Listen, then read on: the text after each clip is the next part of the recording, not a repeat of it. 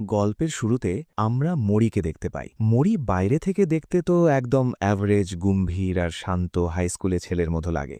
কিন্তু আসলে ও একটা সুপার ন্যাচারাল পাওয়ারওয়ালা ডিমেন। ও নিজের আসল পরিচয় লুকিয়ে রেখে একটা সাধারণ মানুষের মতো জীবন কাটানোর চেষ্টা করে। কিন্তু ওর এই শান্তি একদম ভেঙে যায় যখন ওর ছোটবেলার বান্ধবী উইচ নিকো আবার ওর জীবনে ঢোকে।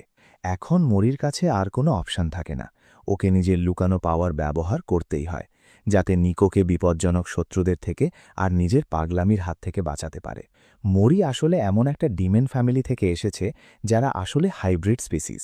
যখন উইচরা নিজেদের ফ্যামিলির ক্রিচারদের বাচ্চা বাবা হতে দেয়, তখন এরা জন্মায়। এই কারণে মরির অবিশ্বাস্য শারীরিক শক্তি আছে, আর ওর কাছে কোনো নর্মাল বন্ধু নেই। ওর বেস্ট ফ্রেন্ড নিকো নিজেই একটা চুড়োয়েল, কিন্তু ওকে ম্যাজিকের পড়াশোনার জন্য হোলি ল্যান্ড অফ উইচ এসে যেতে হয়। যাওয়ার আগে ও মরির কাছে প্রমিস করে, যখন আমার ট্রেনিং শেষ হবে আমি ফিরে আসব। একটা দশক কেটে যায়। এখন মরি একটা শান্তশিষ্ট কৃষক হয়ে গেছে, যে গুন্ডাদের সাথেও ঝগড়া করার পরোয়া করে না। ও জানে যদি ও পাল্টা মার দেয় তাহলে সামনের লোকটা সোজা অ্যাম্বুলেন্সে চলে যাবে। আর এই খারাপ ইকোনমিতে ও তো নিজের শত্রুর মেডিকেল বিলও দিতে চায় না। তাই ও শুধু ডজ করে আর ফাইট এড়িয়ে যাওয়াকেই বুদ্ধিমানের কাজ মনে করে। যখন বদমাশরা ক্লান্ত হয়ে পড়ে, মরি বাড়ি ফিরে যায়। বাড়ি পৌঁছতেই ওর বাবা বলে, বাবা, কখনো কখনো জবাব দেওয়াও দরকার হয়। ডিনারের সময় বাবা ক্যাজুয়ালি বলে, নিকো হোলিল্যান্ড থেকে ফিরে এসেছে, আর ও চায় তুই ওর ফ্যামিলিয়ার হবি। মরি শখ খেয়ে যা খাচ্ছিল সব সোজা বাবার মুখে ছিটকা ফেলে দেয়। বাবা শুধু শান্ত থাকেন, যেন সব নরমাল। আসলে চুড়োয়েলরা তো বেশিরভাগ সময় বিড়াল বা বাঁদরকে ফ্যামিলিয়ার বানায়, কিন্তু পুরানো আমলে কিছু ফ্যামিলিয়ার এত পাওয়ার পেয়ে গিয়েছিল যে তারা মানুষের রূপ নিতে পারত। একবার একটা বাঘ আর একটা ষাঁড় ফ্যামিলিয়ার মানুষ হয়ে গিয়েছিল। তারা মানুষের সাথে বিয়ে করে পুরো ডিমেন রেসে জন্ম দিয়েছিল। এই সেই বংশ থেকেই মরি এসেছে। আমরা এদের সিক্রেট প্রোটেক্টর।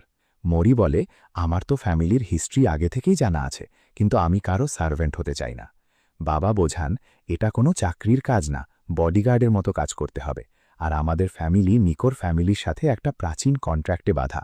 এই অফার মানা যাবে না। মরির রিয়াকশন তো সোজা, পুরা ফ্রাস্ট্রেটেড। ও বলে, নিকোর ফ্যামিলিয়ার হওয়াটা নাইটমেয়ারের থেকেও খারাপ। বাবা বলেন, নিকোর মা হোলিল্যান্ডেই থাকবে, নিকো একা এখানে আসবে, তাই দুজনকে একসাথে থাকতে হবে।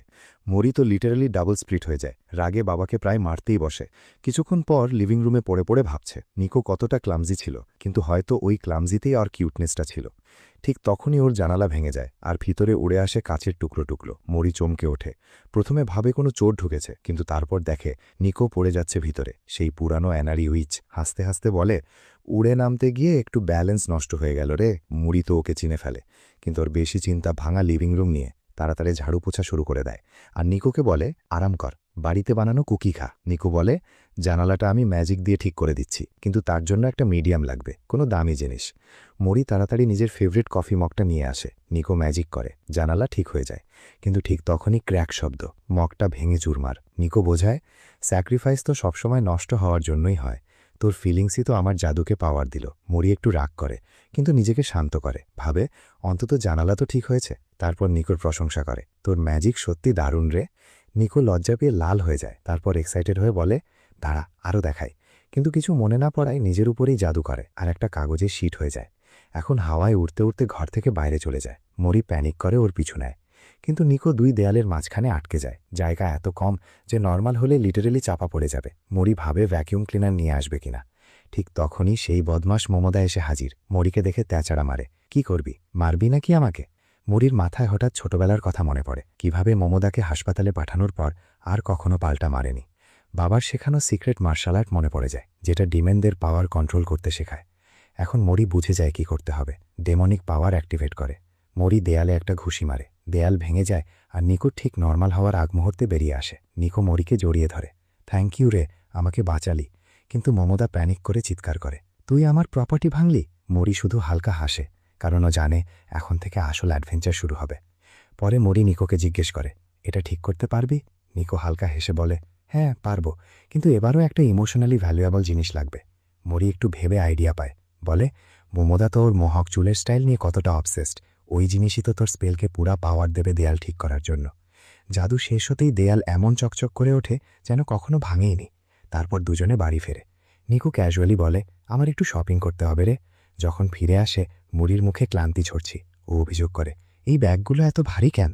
নিকো হাসতে হাসতে আঙুল ঘুরিয়ে একটা ছোট্ট ম্যাজিক স্পেল করে। হঠাৎ ব্যাগগুলো পালকের মতো হালকা হয়ে যায়। মরি তো একদম হতভম্ব। তুই এমনি পুরা শহরের সামনে জাদু করে দিবি? মরি একটু সিরিয়াস টোন করে জিজ্ঞেস করে। নিকো উত্তর দেয়, উইজদের একটা বেসিক রুল আছে রে, ম্যাজিকটা সবসময় মানুষের হেল্প করার জন্যই ব্যবহার করতে হয়। এটা করলে আমাদের পাওয়ার স্টেবল থাকে আর ডার্ক সাইড থেকে দূরে থাকি। ও আরো বলে, আমি তো এখনো ট্রেনিং ফেজে আছি, তাই আরো বেশি মানুষের সাথে কানেক্ট করতে চাই, যাতে আমি এমন একটা উইচ হতে পারি যে সবাইকে হেল্প করে। মরির কাছে নিকোর এই ড্রিমটা খুব ইন্সপায়ারিং লাগে। ও মুচকি হেসে বলে, আমি তো তোর ফ্যামিলিয়ার হিসাবে সবসময় তোর সাথে থাকবো রে। নিকো ওই মুহূর্তে একদম হারিয়ে যায়। ওর মাথায় মরির সাথে ডেটিং করার স্বপ্ন ঘুরপাক খাচ্ছে। কিন্তু ঠিক তখনই মরির গলা ওকে রিয়ালিটিতে টেনে আনে। দেখ, ওই বিল্ডিংয়ে আগুন লেগেছে। বিনা ভেবে নিকো ছুটে যায় ওদিকে। একটা মহিলাকে জ্বলন্ত বাড়ি থেকে বাঁচাতে চায়। মরি ওকে থামানোর চেষ্টা করে। সবাই দেখছে রে, তুই উড়তে উড়তে দেখা যাবি। কিন্তু নিকোর কোনো পরোয়া নেই। ও ঝাঁটা নিয়ে বসে পড়ে। মরি আর কি করে, ওকেও ঝাঁটায় চড়তে হয়।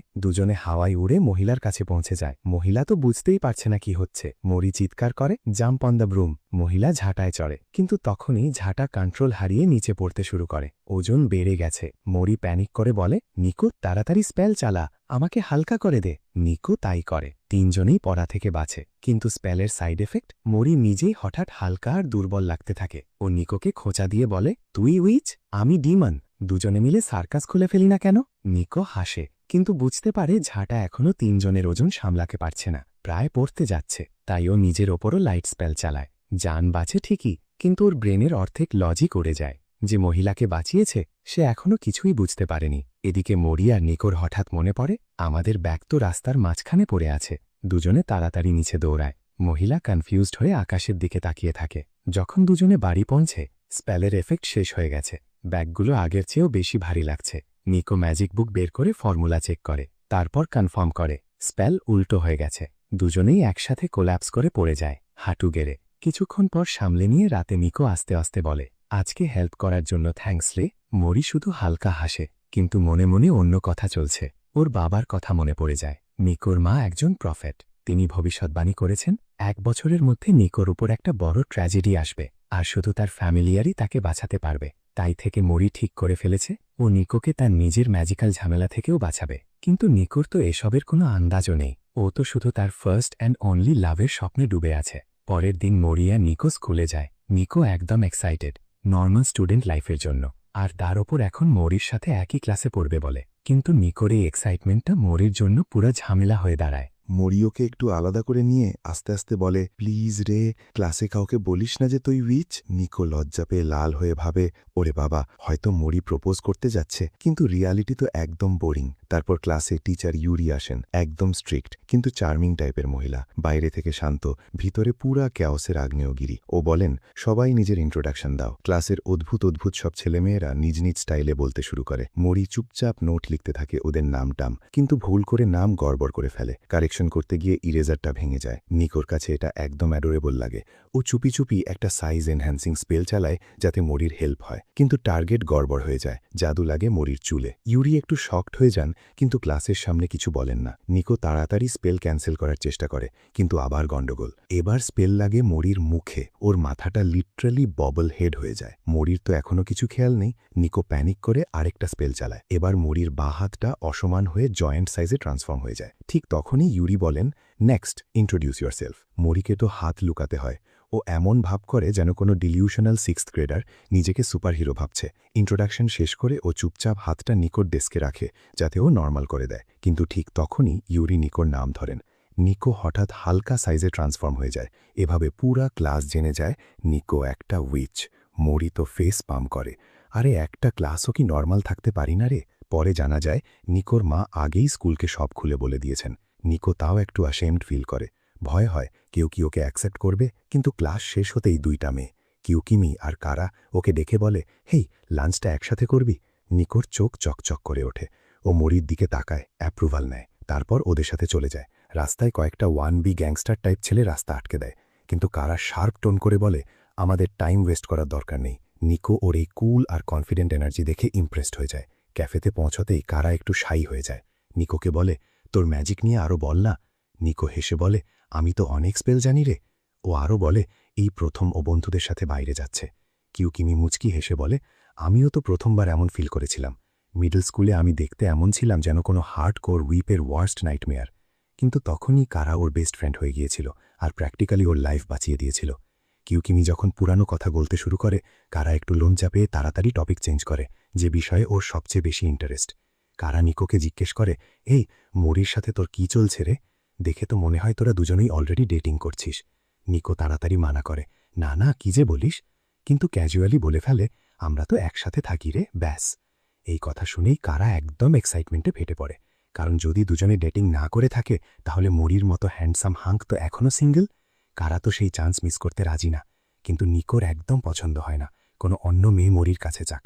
তাই একটু অ্যাটিটিউড নিয়ে বলে, মরি তো দেখতে যতটা কুল লাগে আসলে ততটা না রে।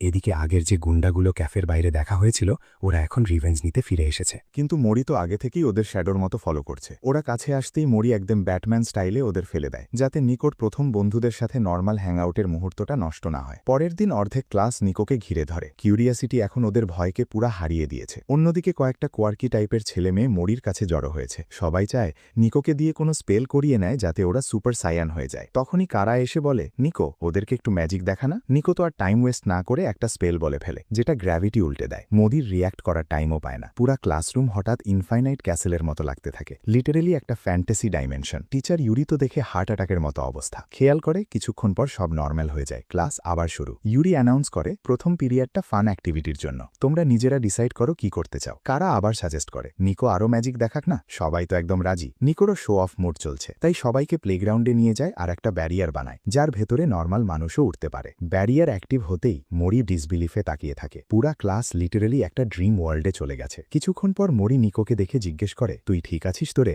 অনেক বেশি ম্যাজিক ইউজ করছিস। নিকো মুচকি হেসে বলে, আমি হ্যান্ডেল করতে পারবো রে। ও আরও বলে, আমার তো সবসময় মনে হতো ম্যাজিক আমাকে স্পেশাল বানিয়েছে, কিন্তু এখন চাই বাকিরাও একটু স্পেশাল ফিল করুক, অন্তত কয়েকটা মুহূর্তের জন্য। তারপর মরিকে বলে, তোকেও তো সবাইকে বলা উচিত যে তুই একটা মনস্টার যার ক্রেজি পাওয়ার আছে। কিন্তু মরির মনে পড়ে যায় ছোটবেলায় এই ট্রুথের জন্যই তার সব বন্ধু দূরে সরে গিয়েছিল। ও নিজের মনে বিড়বিড় করে, কেউ তো আমাকে অ্যামেজিং মানবে না রে। তখনই হঠাৎ একটা ডেলিভারি ট্রাক ব্যারিয়ারের মধ্যে ঢুকে পড়ে আর হাওয়ায় উঠতে শুরু করে। ড্রাইভার কন্ট্রোল হারিয়ে ফেলে, ট্রাকটা নিচে পড়তে যাচ্ছে, কিন্তু মাটিতে লাগার আগেই মরি লিটারেলি সুপারহিরোর মতো উড়ে গিয়ে ট্রাকটা ধরে ফেলে আর সেফলি ল্যান্ড করিয়ে দেয়। পুরা ক্লাস তো শকড, সবাই ওকে ঘিরে ধরে জিজ্ঞেস করতে থাকে, দোস্ত এটা কিভাবে করলি রে? নিকো তাড়াতাড়ি বোঝানোর চেষ্টা করে, এটা আমার ম্যাজিক ছিল রে। কিন্তু মরি এবার ফাইনালি ডিসাইড করে, আর লুকাবো না। ভাবে লোকে হয়তো ভয় পাবে, কিন্তু সবাই উল্টো তারিফ করতে শুরু করে, দোস্ত দারুণ ছিল রে, আমাদেরও এমন পাওয়ার থাকলে কি মজা হতো। মরি তো একদম স্টান্ট হয়ে যায়, কখনো ভাবেইনি লোকে এতটা সাপোর্টিভ হবে। এদিকে নিকোর মা ইবুকি একটা মিস্টিরিয়াস ফিউচার প্রেডিকশন নিয়ে কাজ করছে। ওর পাওয়ার দিয়ে একটা ম্যাজিক বুক অ্যাওয়েকেন করে। বইটা নিজে থেকেই কয়েকটা নাম্বার বলতে শুরু করে। ইবুকি সেই পেজগুলো খুলে কিছু সিক্রেট ওয়ার্ড পড়ে। তখন নতুন প্রফেসি আসে,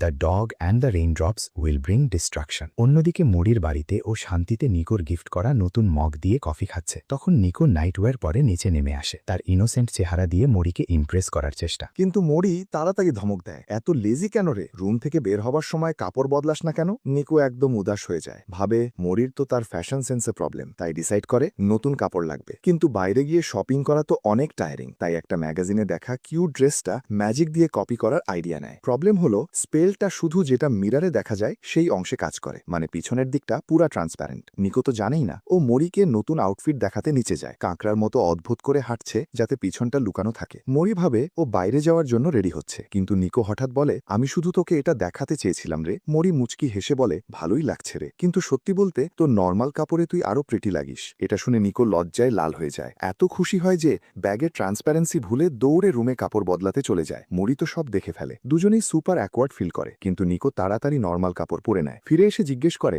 এখন কেমন লাগছে রে? মরি হাসতে হাসতে বলে, এখন তো আমার হার্টবিট তোর জন্য না, অ্যান্টিক আউটফিটের জন্য ফাস্ট হচ্ছে রে। তখন নিকোর খেয়াল হয় মরির তো পুরানো কাপড়ের খুব শখ, হয়তো তাই ওর ভিন্টেজ কাপড়গুলোকে বেশি পছন্দ করে। কিছুক্ষণ পর ইবুকির থেকে একটা বড় পার্সেল আসে, ভিতরে নিকোর সব ফেভারিট দামি দামি বই আর মরির নামে একটা চিঠি। ইবুকি লিখেছে, তোকে ধন্যবাদ যে আমার মেয়ের খেয়াল রাখছিস। উইচেসদের সিক্রেট ল্যান্ড আসলেই জাপানেই আছে রে। আমি এখন নিজের ম্যাজিক আরও বাড়ানোর চেষ্টা করছি, যাতে পরের প্রফেসিটা দিয়ে নিকোকে হেল্প করতে পারি। যতক্ষণ না আমি কোনো পার্মানেন্ট সলিউশন বের করি, তুই ওর খেয়াল রাখিস প্লিজ। চিঠি পড়ে মরির মনে হয়, আরে আমি তো এখন রেসপন্সিবল গার্ডিয়ান হয়ে গেলাম। তাই ডিসাইড করে এখন থেকে নিকোকে নিজে জিনিসপত্র সামলাতে শিখাবে। শিখতে হবে। তাই ও যখন বইটই তুলতে হেল্প চায়, মরি মানা করে দেয়। নিকো তো হার মানার পাত্রী না। ও একটা নতুন স্পেল বানায় যাতে ডাবল ওজন তুলতে পারে, সাইড ইফেক্ট ছাড়াই। কিন্তু ক্লোন বানাতে গিয়ে গন্ডগোল। ক্লোনটা অর্ধেক সাইজের হয়ে যায় আর ব্রেনের অর্ধেক সেল উড়ে যায়। ফলে প্রত্যেক ক্লোনের কাছে মাত্র একটা ব্রেন সেল বাকি। এখন তো পুরা ক্যাওস শুরু। মরি বলে, এই ম্যাজিক তো আরো পাওয়ারফুল হয়ে গেল রে। কিন্তু কোনো নিকোরই পরোয়া নেই। দুজনে একটা বক্স ধরে হাঁটতে হাঁটতে ক্রেজি আইডিয়া পায়। ক্লোনিং স্পেল নিজের ওপর চালিয়ে 4টে বক্স বানিয়ে ফেলি। এখন ছোট ছোট নিকুরা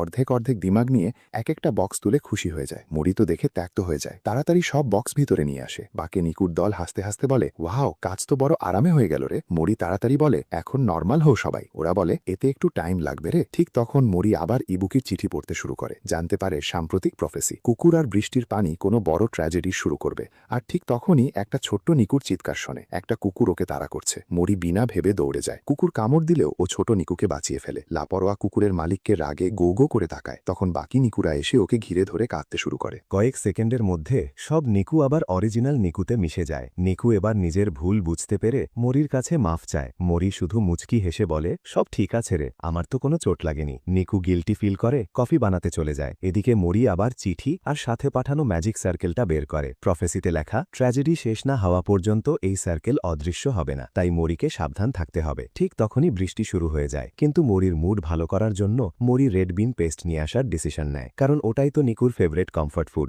মরি চুপচাপ ওর প্রোটেকশনের জন্য সাথে বের হয়, প্রফেসির কথা না বলে। রাস্তায় হঠাৎ মরি নিকুকে বলে, আরে নিকু, আমার ছাতার নিচে আয় না রে। নিকুর হাড়টা এক মুহূর্তের জন্য দরদর করে ওঠে। আর যখন কারা ওদের দুজনকে এক ছাতার নিচে দেখে ফেলে, নিকু তো আরো খুশিতে ফেটে পড়ে। তারপর দুজনে একটা একদম ফাঁকা জায়গায় পৌঁছে যায়। নিকু ভাবে এখন হয়তো মরি তার ভুল স্বীকার করবে, কিন্তু ঠিক তখনই মরি পিছনে তাকিয়ে বলে, যে আমাদের পিছু নিয়েছে বাইরে আয়। তখনই একটা কুকুর মাস্ক পরা লোক বেরিয়ে আসে। মরি তাড়াতাড়ি অ্যালার্ট হয়ে যায়, কিন্তু নিকু মাস্কটা দেখে চমকে যায়। এ তো ওর ফেভারিট অ্যানিমের মেইন ক্যারেক্টারের মতো লাগছে। মরির তো এসবের পরোয়া নেই। ও শুধু বুঝে যায় যে পিছু নিয়েছে সে খুব পাওয়ারফুল। হঠাৎ দুজনের মধ্যে তীব্র লড়াই শুরু হয়ে যায়। পিছনেওয়া লোকটা তার ম্যাজিক ওয়ান্ড বের করে হাওয়া কন্ট্রোল করে মরিকে পিছনে ঠেলে যায়। মরিও পিছপা হয় না। ও একটা জোরদার শক ওয়েভ দিয়ে পাল্টা মারে, কিন্তু সেটা ছিল শুধু ইলিউশন। আসল মরি তো আগেই তার পিছনে চলে গেছে। ও লোকটাকে হারানোর আগে বলে, মাস্কটা খোল। মাস্ক খুলতেই সবাই হতভম্ব। ও তো আর কেউ না, নিকুর পুরানো বন্ধু ক্যান, একটা টেঙ্গু মানে পাহাড়ি আত্মা, যাকে নিকু তার ট্রেনিং দিন থেকে চেনে। ক্যান নিকুকে দেখে ইমোশনাল হয়ে যায় আর মরিতে বলে, আমি তো শুধু তোর স্ট্রেংথ টেস্ট করছিলাম রে,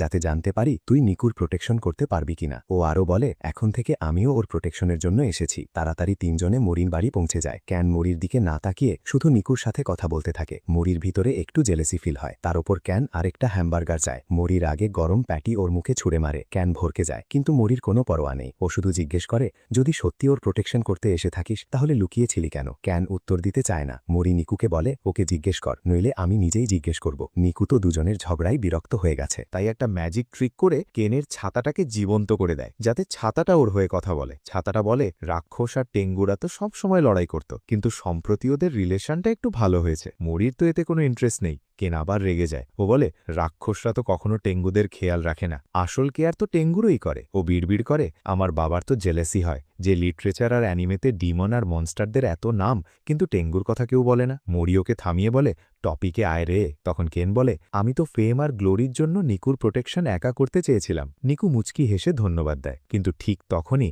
ছাতাটা আবার ধোকা দিয়ে বলে ওঠে, কেনের আসল কারণ এটা না রে, ও এটা করেছে কারণ ওর উপর ইবুকির অনেক ঋণ আছে। কেন ছাতাটাকে ঝাঁকিয়ে চুপ করিয়ে দেয় আর বলে, আরে আমি তো ফর্টনাইট স্কিনে অনেক টাকা খরচ করে ফেলেছি রে। নিকু অ্যাকওয়ার্ড হয়ে হাসতে হাসতে চা বানাতে চলে যায়। ও যেতেই কেন মরির হাতে ইবুকির আরেকটা প্রফেসি ধরিয়ে দেয়। লেখা আছে, দুশ্মন স্কুলের ভিতরে আছে। মরি শুনে তো একদম ভয় পেয়ে যায়। কেন তাড়াতাড়ি বোঝায়, এটা নিকুকে বলিস না রে, ওর ভয় ওকে ডার্ক পথে নিয়ে যেতে পারে। ঠিক তখনই নিকু ফিরে আসে। কেন আবার মরির সাথে পেটি রাইভালরি শুরু করে দেয়। মরি বলে, তুই বাড়ি থেকে বের হয়ে যা রে। কেন তো রেগে গিয়ে বলে, তুই রেসিস্ট নাকি? মরি ঠান্ডা গলায় বলে, টেঙ্গুনি আমার এতটাও পরোয়া নেই যে ঘৃণা করব রে। এটা শুনে কেনের চোখে পানি চলে আসে। ও দৌড়ে বেরিয়ে যায়। নিকুর তো ভালো লাগে না, কিন্তু ওর মাথায় একটা আইডিয়া আসে। স্ন্যাক্সের ওপর একটা জাদু করে, যদি দুজন একসাথে খায় তাহলে সুপার ভালো বন্ধু হয়ে যাবে। কিন্তু স্পেলটা শুধু প্রথমে যে ছেলেটা খাবে তার উপর কাজ করে। তাই নিকু প্ল্যান করে আগে মরিকে খাওয়াবে, যাতে স্পেল কাজ করে। কোনো রকমে সফল হয় ঠিকই, কিন্তু ম্যাজিক একটু গড়বড় করে ফেলে। বন্ধুত্বের বদলে মরির মনে অন্যরকম ফিলিংস জাগতে থাকে। কয়েক সেকেন্ডের মধ্যে অ্যানিমের জনারটা বদলে বিএল হয়ে যায়। মরি কেনের কাঁধে হাত রাখার চেষ্টা করে। কেন তো ঘাবড়ে যায়। ভাই, অ্যাটেনশন চাইছিলাম এতটা না রে। ও মরিকে ধাক্কা দিয়ে বাড়ি থেকে বেরিয়ে দৌড়ায়। বাইরে গিয়ে দেখে কয়েকটা বাচ্চা গাছে আটকে যাওয়া বেলুনের দিকে তাকিয়ে আছে। কেন বেলুনটা নামিয়ে দেয়, কিন্তু মাঝপথে স্ন্যাক্সটা পড়ে যায়। বাচ্চাদের বলে, নাও খেয়ে নাও। প্রথম বাচ্চাটা খেতেই কেনের কাঁধে হাত রাখার ইচ্ছে হয়। দ্বিতীয় বাচ্চাটা খেতেই একই ম্যাজিক তার ওপরও হয়। ঠিক তখন মরি সেখানে পৌঁছে যায়। সবাই একে অপরের কাঁধে হাত রেখে একটা ফানি চেন বানিয়ে ফেলে। কিছুক্ষণ পর স্পেলের ইফেক্ট শেষ হয়। মরি আর কেন দুজনেই নিকুকে ধমকাতে শুরু করে। নিকু মাফ চায়। ঠিক তখনই ডোরবেল বাজে। নিকু দৌড়ে যায় মায়ের পাঠানো পার্সেল নিতে। কিন্তু কয়েক সেকেন্ড পরই চিৎকার শোনা যায়। দুজনে ছুটে গিয়ে দেখে নিকু পুরা ফ্রিজ হয়ে গেছে, একটা ম্যাজিক্যাল আউটফিটে আটকে আছে। ও বলে, আমি তো শুধু ড্রেসটা ট্রাই করতে পড়েছিলাম রে। মরি তো ইনস্ট্যান্ট বুঝে যায় এটা ইবুকের প্রফেসিতে বলা সেই এনিমির ট্র্যাপ। ও তাড়াতাড়ি ছাড়ানোর চেষ্টা করে, কিন্তু তখনই কাপড়ের উপর দুটো চোখ উঠে আসে, যেন কোনো লোক তাকিয়ে আছে। মরি চিৎকার করে, নিকুকে ছাড় রে, কিন্তু আউটফিটটা আরও জোরে চেপে ধরে আর ধমক দেয়, জোর করে ছাড়ানোর চেষ্টা করলে ওকে চুরমার করে দেবে। আর পরের মুহূর্তেই নিকুকে নিয়ে আকাশে উড়ে চলে যায়। মরি পিছু নিতে যায়, কিন্তু কেন ওকে থামিয়ে দেয়। আকাশে এনিমির সাথে লড়তে গেলে তো সুইসাইডের মতো হয়ে যাবে রে। কেনের মাথায় একটা দারুণ আইডিয়া আসে। ও তার ক্রো পাওয়ার সামান করে, ঠিক ইটাচির মতো ভাইব দিয়ে পুরা শহর থেকে কাকেরা বেরিয়ে পড়ে নিকুকে খুঁজতে। শেষে একটা কাক ওকে নিকুর লোকেশন পর্যন্ত নিয়ে যায়, কিন্তু তাও অনেক দূরে। ঠিক তখনই কেনের ছাতার স্পিরিটও সেখানে পৌঁছে যায়। মরির মাথায় আরেকটা আইডিয়া আসে। ও বলে, কেন তোর উইন্ড কন্ট্রোলিং স্টাফ দিয়ে আমাকে উড়িয়ে দে রে, আর ছাতাটাকে প্যারাশুটের মতো ইউজ করব, যাতে হাওয়ায় বেশিক্ষণ থাকতে পারি। মরি উড়তে উড়তে দেখে ম্যাজিক্যাল আউটফিটটা নিজেকে রক হার্ড বানিয়ে ফেলছে নিজেকে বাঁচানোর জন্য। কিন্তু এটাই ছিল সবচেয়ে বড় ভুল। মরি একটা জোরে পাঞ্চ মারে, আউটফিটটা চুরমার হয়ে যায়। নিকু পড়তে থাকে, কিন্তু লাকিলি কোনো চোট লাগে না, শুধু কাপড়টা একটু ফেটে যায়। এখন দুজনেই হাওয়ায় পড়ছে। কেন হাওয়ার একটা ঝাপটা পাঠায়, নিকু সফটলি মাটিতে নেমে যায়। কিন্তু মরি তো লিটারেলি ফেস ফার্স্ট ক্র্যাশ করে। রাগে মরি কেনকে চিৎকার করে বলে, সিম রে তুই। তারপর জাদুর কাপড়ের টুকরোগুলো তুলে নেয়, কিন্তু এখন তো সেগুলো নর্মাল কাপড় হয়ে গেছে। মরি ভাবতে থাকে, এনিমির আসল মোটিভটা কী ছিল রে। আর নিকু তো কাঁপছে দেখা যাচ্ছে। এবার তো কোনো ভুলও করেনি, তবু বিপদ এসে পড়ল। মরি ওকে শান্ত করে বলে, চুপচাপ থাক রে, আমি প্রমিস করছি এখন থেকে আরও সাবধান থাকব। কেন কাছে এসে দেখায় জাদুর ঘেরাটা এখনও অদৃশ্য হয়নি, মানে প্রফেসিতে বলা ট্র্যাজেডি এখনও শেষ হয়নি। এবার নিকুরও বুঝতে পারে কেউ ওকে টার্গেট করছে। হঠাৎ কেন বলে, এখন থেকে আমিও তোদের সাথে থাকবো রে, যাতে নিকু সেফ থাকে। মরির তো একটা এক্সট্রা রুমমেটের জন্য খুব এক্সাইটমেন্ট নেই, কিন্তু কেনের ছাতাটা বলে দেয় ও তো আসলে ব্রোক রে, রেন্ট দিতে পারবে না। মরি সার্কাস্টিক হয়ে বলে, তাহলে টাকা পয়সা সামলাতে শিখ রে। কেন তো দোষটা ছাতার উপর চাপিয়ে দেয়। নিকু দুজনকেই বোঝায়, একটু অ্যাডজাস্ট কর রে, একে অপরের সাথে ভালো ব্যবহার কর। তোদের তো আমি ছাড়া কোনো ক্লোজ ফ্রেন্ড নেই, তাই অন্তত একে অপরের ফ্রেন্ড হয়ে যা। এভাবেই কেন অফিসিয়ালি মরির বাড়িতে থাকা শুরু করে। কয়েকদিনের মধ্যেই ওর 999 লেভেলের এক্সট্রোভার্ট স্কিল দিয়ে পুরা নেবারহুডের ফেভারিট হয়ে যায়। কয়েকদিন পর একটা ছেলে হারা আসে একটা অদ্ভুত রিকোয়েস্ট নিয়ে। ও নিকুকে বলে, আমাকে ইনভিজিবল করে দে রে, আমি তো লোকের নজরে পড়তে চাই না। মরি আর কেন ওকে বোঝায়, এটা তো সমস্যা থেকে পালানোর মতো রে। কিন্তু নিকু বলে, তোরা কিছুই জানিস না, হারার পেটের প্রবলেম আছে, ও শুধু ক্লাসে কেউ না দেখে ওয়াশরুম যেতে চায়। মরি ওকে বলে, একটু ম্যাচিওর হরে। কিন্তু হারা বলে, ছোটবেলা থেকে এই জন্যই তো আমাকে চিটিং করে। বাটি চেতের মাঝে হঠাৎ মরি খেয়াল করে নিকু গায়েব হয়ে গেছে, কিন্তু যেই ও হাত নাড়ে সবাই আবার ওকে দেখতে পায়। নিকু বোঝায়, এই স্পেলটা টার্গেটের প্রেজেন্সকে পুরা ইগনোর করে দেয় রে, হারার জন্য পারফেক্ট। হারা তো ট্রাই করার ডিসিশন নিয়ে ফেলে, হাত ক্রস করতেই ও ইনভিজিবল হয়ে যায়। উঠতে গিয়ে টেবিলে ধাক্কা খায়, কিন্তু কেউ খেয়ালই করে না। ও তাড়াতাড়ি ওয়াশরুমের দিকে দৌড়ায়, কিন্তু ফিজিক্যাল এডুকেশনের টিচার, যাকে সবাই গরিলা স্যার বলে, ওর প্রেজেন্স ফিল করে ফেলে। হারা তো প্যানিকে, কিন্তু মরি ইনভিজিবল হয়ে এসে গরিলা স্যারকে ডিস্ট্র্যাক্ট করে দেয়। হারা থ্যাঙ্কফুল হয়ে ওয়াশরুম পৌঁছে যায়। ফিরে আসতেই বাকি ছেলেরা মজা না করে বলে, খেয়াল রাখিস ভাই। এই মুহূর্তে হারার মনে হয়, আরে আমি নিজেই তো বাচ্চামো করছিলাম। ও নিকুকে থ্যাংক ইউ বলে। ঠিক তখনই ওর ব্যাগে রাখা ম্যাজিক স্টোনটা আস্তে আস্তে গ্লো করতে শুরু করে। নিকু বলে, প্রত্যেক নতুন উইচকে একটা ব্লু ম্যাজিক স্টোন দেয়া হয় রে, যত মানুষের ট্রাস্ট জিতবে ততটা সাদা হয়ে যাবে, যতক্ষণ না পুরা উইচ হয়ে যায়। হারার গ্র্যাটিটিউডের জন্য স্টোনটা আর একটু এগিয়ে যায়। ও নিকুকে থ্যাংক ইউ বলে, কিন্তু এদিকে গাছের আড়াল থেকে একটা মিস্টিরিয়াস মেয়ে সব দেখছে। কিছুক্ষণ পর মরি আর বাকিরা বাড়ি ফিরছে। একটা বুড়ো লোক হেল্প চায়, ওর গাড়ির নিচে বিড়াল আটকে গেছে। মরি তো সোজা গাড়িটা তুলে ফেলে, বিড়ালটা দৌড়ে পালায়। সবাই মরির স্ট্রেংথ দেখে হতবম্ব।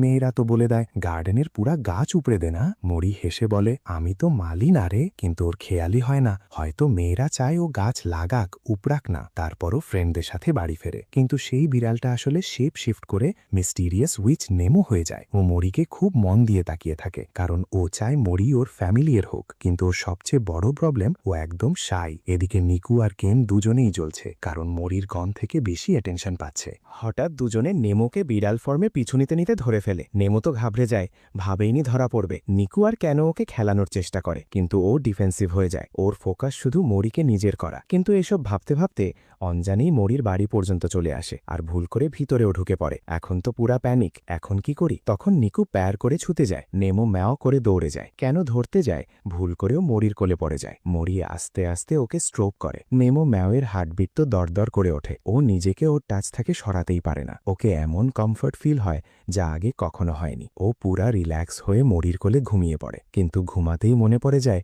যদি আমি ক্যাট ফর্মে ঘুমিয়ে পড়ি তাহলে জেগে উঠলে তো হিউম্যান হয়ে যাব, আর তাহলে মরি আমাকে একটা উইয়ার্ড স্টকার ভাববে। তবু মরির হাতের উষ্ণতা ওকে ঘুমের মধ্যে টেনে নেয়। কিছুক্ষণ পর কেন চিৎকার করে ওঠে, এ তো মানুষ রে। নিমো তো ঘাবড়ে যায়, কিন্তু পরে জানা যায় কেন তো শুধু তার ইভলিউশন টয় কালেকশনের কথা বলছিল। আর এই কনফিউশনের মাঝে মরি আর কেন দুজনেই নেমোকে দেখে একদম শকড হয়ে যায়। যেই নেমো বুঝতে পারে ও এখনো নোটিস হয়নি, ও চুপচাপ বাড়ি থেকে বেরিয়ে যায়। কয়েকদিন পর নিকু একটা মেয়ের ব্রেসলেটে গুড লাক চার্ম লাগিয়ে দেয়, যাতে ওর ক্রাশকে হার্ট দিলে সাকসেস হয়। কিন্তু এটা করে ওর মনে হয়, আরে আমারও তো একটা বয়ফ্রেন্ড দরকার রে। পরের বার মরির সাথে থাকলে আশা করে হয়তো ও হঠাৎ তার সামনে ফিলিংস এক্সপ্রেস করে ফেলবে। কিন্তু মরি তো শুধু ওর হেলথ চেক করার জন্য ওজন জিজ্ঞেস করে। নিকু তো রেগে যায়। চারপাশে দেখে মেয়েরা মরির পিছনে ছুটছে, ওর রাগটা জেলাসিতে বদলে যায়। কিন্তু ক্যানের তো এসব খেয়ালই নেই। অন্যদিকে ক্যান জেনে যায় নিকু সত্যি মরিতে ইন্টারেস্টেড। বাড়িতে যখন দুজনে একা থাকে ক্যান ওকে কনফ্রন্ট করে। নিকুর মাথা তো ব্ল্যাঙ্ক। ও কমপ্লেন করে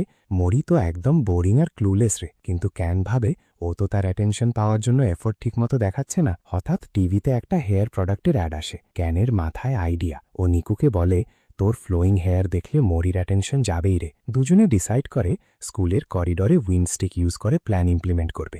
লাঞ্চ ব্রেক শুরু হতেই দুজনে পজিশন নেয়। নিকু মরিকে তার দিকে আসতে দেখে ক্যানকে বলে হালকা হাওয়া দে রে। ক্যান ইনস্ট্রাকশন ফলো করে নিকুর চুল হালকা করে উড়িয়ে দেয়। কিন্তু মরির তো কিউরিওসিটি আরও বাড়ে, কারণ ও হাওয়ার সেন্সেশনই ফিল করছে না। নিকু ডিসঅ্যাপয়েন্টেড হয়ে যায়। ও তো নোটিসই করছে না, তাই ক্যানকে বলে পাওয়ার বাড়ারে। ক্যান তাই করে। নিকু হঠাৎ দেখতে লাগে যেন সুপার সাইয়ান হয়ে যাচ্ছে।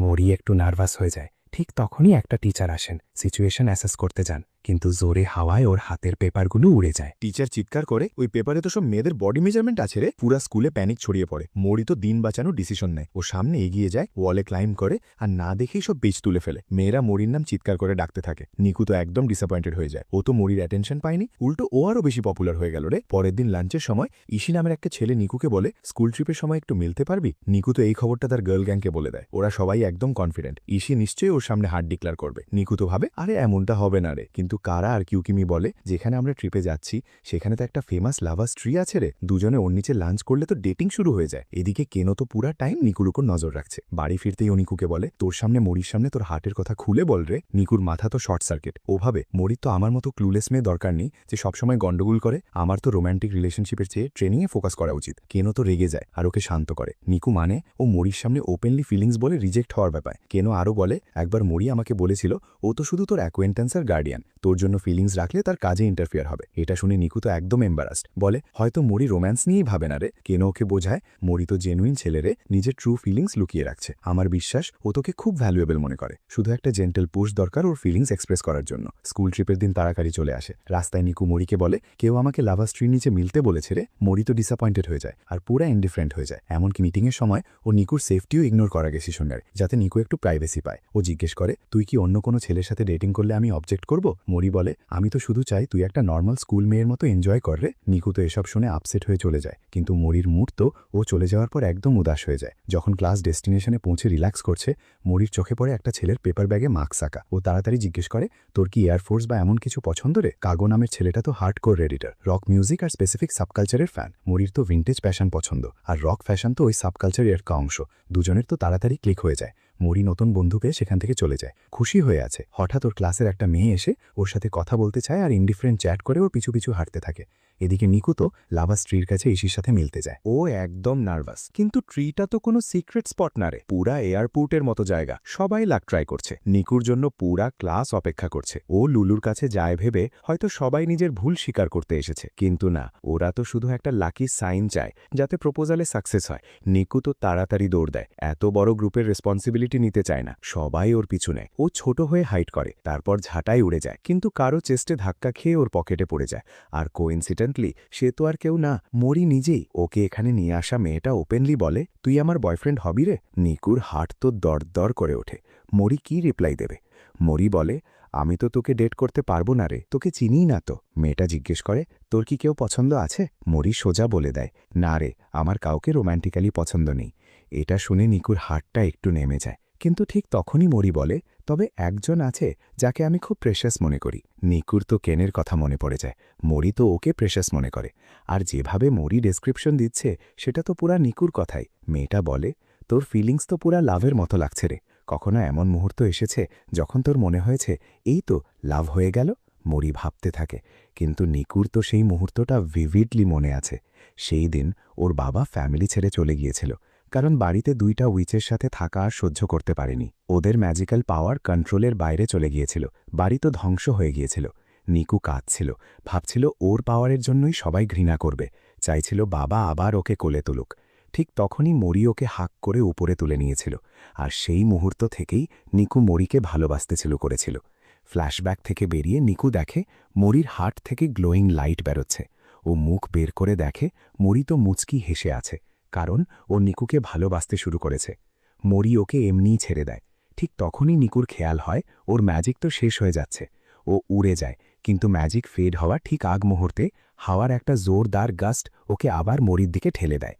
মরি তো ওকে দেখে একদম শকড হয়ে যায়, কিন্তু মরি ওকে ধরে ফেলে। কয়েকদিন পর কেন আর নিকু মিলে একটা ইউটিউব চ্যানেল খুলে ফেলে। ওদের কন্টেন্ট তো পুরা র্যান্ডাম আর কেয়টিক। মরি তো ওদের সাথে এটা নিয়ে কথা বলার ডিসিশন নেয়। কেন বলে, পার্কে একটা হোমলেস লোক বলছিল ইউটিউব ভিডিও করে তো সহজেই টাকা কামানো যায় রে।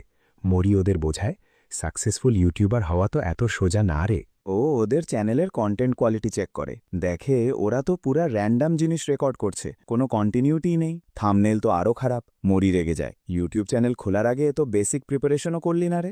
ওদের বেস্ট ভিডিওগুলোতে মাত্র 15টা ভিউ আর 3টে কমেন্ট, সব ওদের ফ্রেন্ডদের। মরি তো ওদের উইক কন্টেন্ট দেখে ফ্রাস্ট্রেটেড, বলে এমন ভিডিও বানা যা ইউনিক হবে রে, ম্যাজিক্যাল পাওয়ার না দেখিয়েও অডিয়েন্সের হার্ট জিততে পারবি। কেন আর নিকু বলে, আমাদের তো কোনো ইউনিক আইডিয়া নেই রে। মরি তো ওদের কাউকে মিলিয়ে দেওয়ার ডিসিশন নেয় যে হেল্প করতে পারবে। পরের দিন ওদের কেকোর সাথে মিলিয়ে দেয়, বলে ও তোদের ইউটিউব চ্যানেলে হেল্প করতে পারবে রে। কেকো কনফার্ম করে বলে, আমারও তো একটা ইউটিউব চ্যানেল আছে, বিভিন্ন টপিকে কাজ করি। কিন্তু তারপর ও এমন ব্যবহার করে যেন এই দুনিয়ায় ওই একা আর ইউনিক মানুষ। কেকো যত নিজের কথা বলে কেন ততই ইরিটেট হয়। শেষে আর মানতে না পেরে রেগে গিয়ে ওর চুল ধরে বলে, তোর ভিডিও দেখা রে। কেকো এত এম্বারাসড হয় যে ক্যানের কথা মেনে নেয়। একটা ভিডিও খুলে ফিল্ম রিভিউ করছে, কিন্তু ডিরেক্টরদের কথা বলার বদলে ডিরেক্টর আর নিজের কথা বকবক করে। কতটা পিকিউলিয়ার মানুষ ও, পছন্দ কতটা অনন্য। কেন তো বিরক্ত হয়ে যায়, ভিডিও ক্লোজ করার চেষ্টা করে, বলে যদি নিজের কথা শুনতে এত ভালো লাগে তাহলে থেরাপি নে রে, তোর তো ভিউজও নেই, তুই আমাদের কি হেল্প করবি? কিন্তু মরি ওকে ধমক দিয়ে বলে, কেকো তো আমার মতো অ্যামেচারের চেয়ে অনেক বেশি প্রফেশনাল রে। তারপর ওর চোখ পড়ে একটা ভিডিওতে, অনেক ভিউজ। কেকো বলে, এটা একটা গেম নিয়েছিল যেটা আমি বানিয়েছিলাম, ভিডিওটা ভাইরাল হয়ে গিয়েছিল। মরির তো আইডিয়া চলে আসে।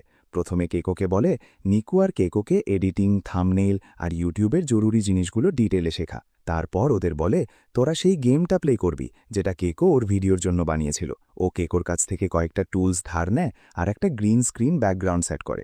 মরি ডিসাইড করে নিকুই গেম প্লে করবে রে, কারণ একটা নন ফ্যাক্ট আছে যে বিউটিফুল মেয়েরা বেশি অডিয়েন্স আকর্ষণ করে। আর কেন তো সিক্রেটলি শুধু কমেন্ট্রি দেবে। শুটিং শেষ হলে মরি আর কেকো মিলে সাউন্ড মিক্সিং আর এডিটিং করে। ফাইনাল ভিডিওটা ইউটিউবে আপলোড হতেই ভাইরাল হয়ে যায়। কেন আর নিকু তো খুব খুশি, কিন্তু মরি আর কেকো যারা আসল মেহনত করেছে তারা একদম টায়ার্ড। মরি ওদের বলে, যদি এমন ইউনিক ভিডিও বানাতে থাকো আর তোদের এবিলিটি ইউজ করিস তাহলে সাকসেস পাবি রে। এই প্যাটার্নে চলতে চলতে আরও ভিডিও বানায়, সবগুলোই অনেক ভিউ পায়, কিন্তু সাকসেস পাওয়ার পর কেন আর নিকু দুজনেই বোর হয়ে যায় আর চ্যানেল ছেড়ে দেয়। পরের দিন স্কুলে নিকু সুজুকার সাথে দেখা হয়। সুজুকা তো সব কিছুতে একদম বিউটিফুল আর গ্রেসফুল। নিকু তো ইমপ্রেসড হয়ে যায়, ভাবে এই মেয়েটা তো পুরা পারফেক্ট রে। কিন্তু যখন সুজুকা নোট খোলে দেখা যায় তার হ্যান্ডরাইটিং খুব খারাপ। নিকু তো সারপ্রাইজড। পরে সুজুকা ওর সাথে মিলে বলে, দিদি স্ট্রিক্ট টিচিং সত্ত্বেও আমি সব কিছুতেই উইক রে। ও নিকুর কাছে রিকোয়েস্ট করে, আমার ওপর এমন ম্যাজিক কর না যাতে আমি সব কিছুতে প্রফিশিয়েন্ট হয়ে যাই। আমি তো খুব অ্যাশেমড হয়ে করি। নিকু ওকে কাম ডাউন করে বলে, আমি তো সব কিছুতে ম্যাজিক করতে পারি না রে, আর প্রত্যেক স্পেলের একটা টাইম লিমিট থাকে। কিন্তু সুজুকার কাছে নিজেকে প্রফেশনাল বানানোর কোনো স্পেল না থাকলেও কিছু হেল্পফুল টুলস আছে। ও মোরি আর সুজুকাকে বলে, দুজনেই হাত সামনে কর রে। তারপর কোঅর্ডিনেশনের জন্য একটা স্পেল চ্যান্ট করে। সুজুকার বডি তো পুরা মোরির মুভমেন্টের সাথে সিঙ্ক হয়ে যায়। নিকু বলে, এখন তুই আমার হেল্পে টি সেরেমনি টেস্ট পাস করতে পারবি রে। মোরি তো নার্ভাস হয়ে যায়, এখন তো মাত্র 1 সপ্তাহে টি সেরেমনি স্কিল মাস্টার করতে হবে। কিন্তু একটু স্টাডি আর টি ক্লাবের হেল্পে ও সময়ের আগেই করে ফেলে। সেরেমনির একদিন আগে মোরি ডিসাইড করে ট্রায়াল রান করবে। কেকোকেও ডাকে, কারণ ওর কাছে সেই স্মার্ট গ্লাস আছে যেটা অন্য রুমের রিয়েল টাইম ফুটেজ দেখাতে পারে। কিন্তু প্র্যাকটিস শুরু করার আগেই সুজুকা জোরে এসে বলে, প্রোগ্রাম চেঞ্জ করে দিয়েছে রে, এক্সাম তো আজই হবে। সবাই তো একটু নার্ভাস হয়ে যায়, কিন্তু ওরা অরিজিনাল প্ল্যানে এগোতে ডিসাইড করে। সুজুকা তো দিদিকে রিপ্লাইও দিতে পারে না, কারণ তার মুখও তো মোরির সাথে সিঙ্ক হয়ে গেছে। নিকু ওকে গাইড করে বলে, সব কিছুতে শুধু হ্যাঁ দাদি বলে দে রে। সুজুকা যখন জিজ্ঞেস করে, আমি কি তোকে বোর করছি রে, তখনও ও প্যারেটের মতো বলে, হ্যাঁ দাদি। এটা শুনে বুড়ি দাদি তো একদম ইরিটেট হয়ে যায়। তাড়াতাড়ি সুজুকাকে বলে, রিচুয়াল শুরু কর রে। প্রথম স্টেপ দরজা খোলা। এটার 3টে পার্ট আছে। কিন্তু মোরি তো প্র্যাকটিস করেনি, সুজুকা কি টাচ করছে বুঝতেই পারছে না, তাই ওকে অনেক স্ট্রাগল করতে হয়। সুজুকা বারবার দরজা স্ক্র্যাচ করে। দাদি তো ভয় পেয়ে যায়। হঠাৎ মোরি পুরা তাকাত দিয়ে দরজাটা খুলে ফেলে। তারপর পরের স্টেপ, থাম্বে সাপোজ নিয়ে রুমে ঢোকা। মোরি তো তার বডি হিলানোর জন্য যথেষ্ট ফোর্স দেয়, কিন্তু সেই ফোর্স সুজুকার জন্য ফ্রগের মতো জাম্প করার পক্ষে যথেষ্ট না। পরের স্টেপে সুজুকাকে ক্যান্ডি খেতে হয়। মোরি ওকে স্কিলফুলি করতে গাইড করে, কিন্তু কোনো ক্লেভার লোক ক্যান্ডির বদলে কুকি রেখে দিয়েছে যাতে এক্সপিরিয়েন্স আরও ভালো হয়। মোরি কুকিটা কামড় দিয়ে গিলে ফেলে, সুজুকাও তাই করে। কিন্তু হার্ড ক্যান্ডির জন্য ও তো সহ্য করতে পারে না, হঠাৎ সবকিছু স্পিড করে ফেলে। দাদি তো দেখে ওয়ারিড হয়ে যায়, কিন্তু টি সেরেমনি কোনো রকমে চলতে থাকে। পরের স্টেপ টি খাওয়া। মোরি তো এটাকে বড় স্কিল দিয়ে ম্যানেজ করে, কিন্তু ওর খেয়ালই হয় না সুজুকার ঠোঁটে টি ছড়িয়ে পড়েছে। ও তো ইনকমপ্লিট মেকআপওয়ালা জোকারের মতো সেরেমনি শেষ করে। দাদি তো একদম ডিসঅ্যাপয়েন্ট হয়ে যায়। তখনই হঠাৎ একটা বিপজ্জনক হর্নেট রুমে উড়ে ঢোকে আর বুড়ি দাদির ওপর অ্যাটাক করার ধমক দেয়। হর্নেটটা স্টিং মারতে যাচ্ছে দেখে দাদি তো একদম ভয় কাঁপতে থাকে। মোরি তো ওকে হেল্প করতে চায়। হঠাৎ ওর মাথায় একটা আইডিয়া আসে। ও চারপাশে যা যা জিনিস আছে সব তুলে নেয়, আর সুজুকা একটা চামচ তুলে নেয়। মোরি ওকে একটা খুব প্রিসাইজ আর বিউটিফুল মার্শাল আর্টস মুভ দিয়ে হর্নেটের ওপর স্ট্রাইক করতে গাইড করে। এটা তো পুরা ট্রেডিশনাল স্ট্রিক দাদির জন্য যথেষ্ট চমকে দেওয়ার মতো। দাদি তো ঘোষণা করে, সুজুকা আমার এক্সাম পাশ করে ফেলেছে রে, কারণ ও রিয়েল লাইফ সিচুয়েশনে মার্শাল আর্টসের একটা দারুণ ডেমনস্ট্রেশন দিয়েছে। পরের মাস কেন তো রেন দিতে পারছে না, ও তো তার পুরা অ্যালাউন্স বেকার জিনিসে খরচ করে ফেলেছে। তাই মোরির কাছে ফ্রিতে থাকার রিকোয়েস্ট করে, কিন্তু মোরি তো মানা করে দেয়, বলে তোর বডি দিয়ে রেন্ট দে। কেন তো নার্ভাস হয়ে যায়, ভাবে ওরে বাবা, মোরি তো চায় আমি ওর বটম হই। কিন্তু মোরি ওকে একটা পার্ট টাইম জবের অ্যাপ্লিকেশন ধরিয়ে দেয়। লেখা আছে একটা অ্যাথলেটিক টিনেজার লাগবে, হিরোর কস্টিউম প্লে করতে হয় রে। কেন তো নখরা দেখায়, আমি তো কোনো কাজ করতে চাই না রে, কাজ করলে তো বড় হয়ে যাব, আর বড়রা তো সব বোরিং হয়ে যায়। তবু কেন অডিশনের জন্য যায়। ডিরেক্টরকে তো একদম ইমপ্রেস করে ফেলে। ডিরেক্টর বলে, আমি তো তোকে এক্সট্রা রোলের জন্যই নিতে চাইছিলাম রে, কিন্তু তোর স্কিল দেখে প্ল্যান চেঞ্জ করে দিলাম। এখনও চায় কেন তাদের লিড ডক্টরের জায়গা নিক। সেই লিড তো কয়েকদিন আগে ইনজুর্ড হয়ে গেছে। কেন তো তার লাক বিশ্বাস করতে পারছে না রে। রিহার্সাল তো শুরু হয়ে যায়। শোটা একটা বোরিং অফিসে চাকরিজীবী, কিন্তু যেই না একটা কোওয়ার্কার ম্যারিড হিরোর সাথে ফ্ল্যাট শুরু করে তখনই শোটা ইন্টারেস্টিং হয়ে যায়। তবে ঠিক যখন কানের মনে হয় সব ঠিকঠাক চলতেছে, তখনই সেই সুন্দরী মেয়েটা ভিলেন হয়ে যায়, আর তার সাথে লড়াই করার পালা আসে। সে তাড়াতাড়ি প্রথমে বসকে হারায় ফেলে। ডিরেক্টর তাকে বলে যে ওই অংশে পৌঁছানোর আগে গুন্ডাদের সাথে ফাইট কর। এবার কান তার গুন্ডার কাজটা তাড়াতাড়ি শেষ করে, তারপর আবার গল্প ফিরে আসে হিরোর বোরিং লাইফে। বস তাকে লেকচার দেয়, আর সে তার ওয়েডিং অ্যানিভার্সারি ঢুলা যায়। তার বউটা খুব রাগ করে যায়, তাকে কিছু অদ্ভুত শাস্তি দেয়। কান এসব সহ্য করতে পারে না। আসলে এটা তো শুধু রিহার্সাল ছিল, আসল পারফরমেন্স তো স্টেজে লাইভ অডিয়েন্সের সামনে হবে। কান সময় আসা পর্যন্ত রিল্যাক্স করে। এমন সময় তার চোখ পড়ে ভিলেনের কস্টিউম পরা সেই আহত লোকটার উপর। লোকটা তাকে বলে যে আসলে সেই মেন হিরো ছিল, কিন্তু ইনজুরির জন্য ভিলেনের রোল করতেছে। তার ছেলে তাকে হিরো হিসেবে দেখতে খুব এক্সাইটেড ছিল। কানের মনে তার জন্য খুব মায়া হয়, ছেলেটার জন্য খারাপ লাগে, তাই সে ঠিক করে একটু চেঞ্জ করবে। সে আহত লোকটাকে হিরোর পোশাক পরায় দেয় যাতে ছেলের চোখে সে আবার হিরো হয়ে যায় আর নিজে ভিলেন হয়ে যায়। শো শুরু হতেই ভিলেন হিরোকে টন্ট করা শুরু করে। ডিরেক্টর তাড়াতাড়ি বোঝা যায় যে শুধু কানই স্ক্রিপ্ট থেকে বাইরে গিয়ে এমন করতে পারে। এদিকে লিড অ্যাক্টর তার আহত পায়ের জন্য নার্ভাস, কিন্তু কান তাকে বলে যা পারস কর। সে হালকা একটা পাঞ্চ মারে আর কান ড্রামাটিকভাবে এদিক ওদিক ছিটকা পড়ে যায়। অডিয়েন্স খুব ইমপ্রেসড হয়ে যায়, সবাই খুব ইমপ্রেসড হয়, বিশেষ করে হিরোর ছেলেটা তো একদম খুশিতে পাগল। কিন্তু যে একদম ইমপ্রেস হয় না সে হলো ডিরেক্টর। সে কান আর ওই ছেলে দুইজনের পেমেন্ট কেটে দেয়। কান খুব মন খারাপ করে মুড়ির কাছে বলে, ভাই মনে হয় আমি এই জবের জন্য ফিট না। মুড়ি তাকে বোঝায়, আরে না না, তোর মতো চেয়ারফুল ছেলে যে কোনো জায়গায় থাকলে সবাই লাভবান হয়। তুই এই মাসে আরও কয়েকটা পার্ট টাইম জব ট্রাই কর, রেন্ট পরে দিলেও চলবে। তবে নেক্সট মান্থ 2 মাসের রেন্ট একসাথে দিতে হবে, না হলে শাস্তি পাবি কিন্তু। কান এটা শুনে একদম এক্সাইটেড হয়ে যায়, বলে ঠিক আছে ভাই, আমি ফুল ট্রাই করব। কয়েকদিন পর কারা তাদের বাসায় একটা রিকোয়েস্ট নিয়ে আসে।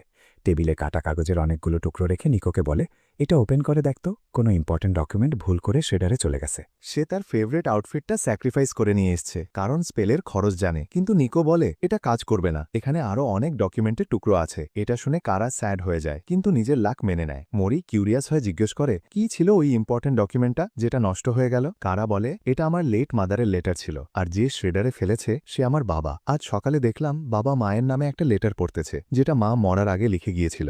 আমি দেখতে চাইলে বাসিরও ছিমকে দিল যাতে আমি পড়তে না পারি। আমি খুব রাগ করে সবকিছু এখানে নিয়ে এসছি। মরির মনে হয় লেটারে নিশ্চয়ই এমন কিছু আছে যা বাবা চায় না কারা জানুক। এদিকে নিকো তার ফ্রেন্ডের জন্য পুরা সিম্প্যাথি ফিল করে আর ম্যাজিক দিয়ে চিঠিটা আবার ফিরিয়ে আনার ডিসিশন নেয়। প্রথমে সে রাবল দিয়ে সব গ্রিন পেপারে টুকরো বের করে, কারণ গ্রিন হওয়ায় সহজ হয়। মরিরও নিচে নেমে হেল্প করে। কারা বলে, আরে এত মেহনত করার দরকার নাই, কিন্তু তারা বলে ফ্রেন্ড তো এটাই করে। এটা শুনে কারা ইমোশনাল হয়ে যায়, নিকোকে টাইট করে জড়িয়ে ধরে তার পাশে বসে যায়। গ্রিন পেপারের স্ট্রিপগুলো আলাদা করতে করতে কারা বলে, আমি তো আগেই জানতাম হয়তো লেটারে কি আছে। সে বলে, একবার রিলেটিভের বাসায় গিয়েছিলাম, তখন কারো মুখে শুনলাম যে আমি নাকি আমার মায়ের আগের বিয়ে থেকে জন্ম নিয়েছি, আর তারা এটা আমার কাছে লুকিয়ে রেখেছে যাতে আমি নতুন বাবার সাথে ভালো করে মিশতে পারি। কারা বলে, আমার তো কোনো ফারাক পড়ে না যে বাবা আমার বায়োলজিক্যাল বাবা না, আমি তো তাকে রিয়েল বাবা মানি। কিন্তু মরি বলে, আরে হয়তো তোর থেকেও বেশি কেয়ার করে সেই ব্যাপারটা নিয়ে যতটা তুই ভাবিস। যাই হোক, শেষমেশ তারা লেটারের সব টুকরো আলাদা করতে সাকসেসফুল হয়। তারপর নিকো ম্যাজিক করে সেগুলো জোড়া লাগায়। কারা অবশেষে মায়ের লেটারটা পড়তে পারে, আর তাতে একটা শকিং রেভেলেশন আছে যার জন্য সে একদম রেডি ছিল না। জানা যায় যে আসলে সে তার বাবার আগের বিয়ে থেকে জন্ম নিয়েছে, আর তার রিয়েল মা জন্ম দেওয়ার কিছুদিন পরই হারিয়ে গিয়েছে। বাবা একা একা তার দেখাশোনা করেছে যতক্ষণ না কেউ এসেছে যে রেসপন্সিবিলিটি শেয়ার করতে রাজি। কারা বিশ্বাস করতে পারে না যে তার মা আসলে তার বায়োলজিক্যাল মা না। ঠিক তখনই তার বাবা সেখানে চলে আসে। লেটারটা ফিরে পেয়ে সে শকড হয়ে যায়। মরি তাকে জিজ্ঞেস করে তার এই কাজের কথা। বাবা বলে, কারার ওপর আমার ফিলিংস ইম্পোজ করা আমার জন্য ঠিক হয়নি, কারণ তার মা চাইতো সত্যিটা তাকে বলা হোক। সে বলে, আমার ভয় ছিল যদি কারা সত্যি জেনে ফেলে তাহলে হয়তো আমাকে মা মানা বন্ধ করে দেবে। কারা তখন বলে, এমনটা কখনো হবে না। দুজনেই ইমোশনাল হয়ে যায়। তারপর নিকো কারাকে বলে, লেটারে আরও কিছু লেখা আছে। তার মা লিখেছে যে কিভাবে তারা প্রথম দেখা হয়েছিল, যখন কারা মাত্র 3 বছরের ছিল, আর সে এত সুন্দর মেয়ে আর লাভিং হাজবেন্ড পেয়ে খুব খুশি ছিল। লেটার পড়তে পড়তে কারা কাঁদতে শুরু করে, তারপর বাবাকে টাইট করে জড়িয়ে ধরে। পরে মুড়ি আর নিকো রিভারের ধারে হাঁটতে হাঁটতে যায়, আর নিকো কারার এই সিচুয়েশন দেখে খুব ডিপলি মুভড হয়। হঠাৎ দেখে তার স্টিকটা গ্লো করতেছে, আর ম্যাজিক্যাল স্টোনের ব্লু কালারটা একটু ফেড হয়ে গেছে। এটা দেখে তার মাথায় আইডিয়া আসে যে এভাবে আরও লোককে ফাস্ট গ্রো করতে সাহায্য করা যাবে। পরের দিন নিকো একটা অ্যাডভার্টাইজমেন্ট পোস্ট করে, লিখে যে যারা কোনো ম্যাজিক্যাল হেল্প চায় তারা যেন তার সাথে কন্ট্যাক্ট করে। খুব তাড়াতাড়ি প্রথম রিকোয়েস্ট আসে, আর সেটা জুন নামের একটা ছেলেটার অ্যানিমেশন বাজেট 0%ও পায়নি, আর সেটা সবার সামনে চলে আসে।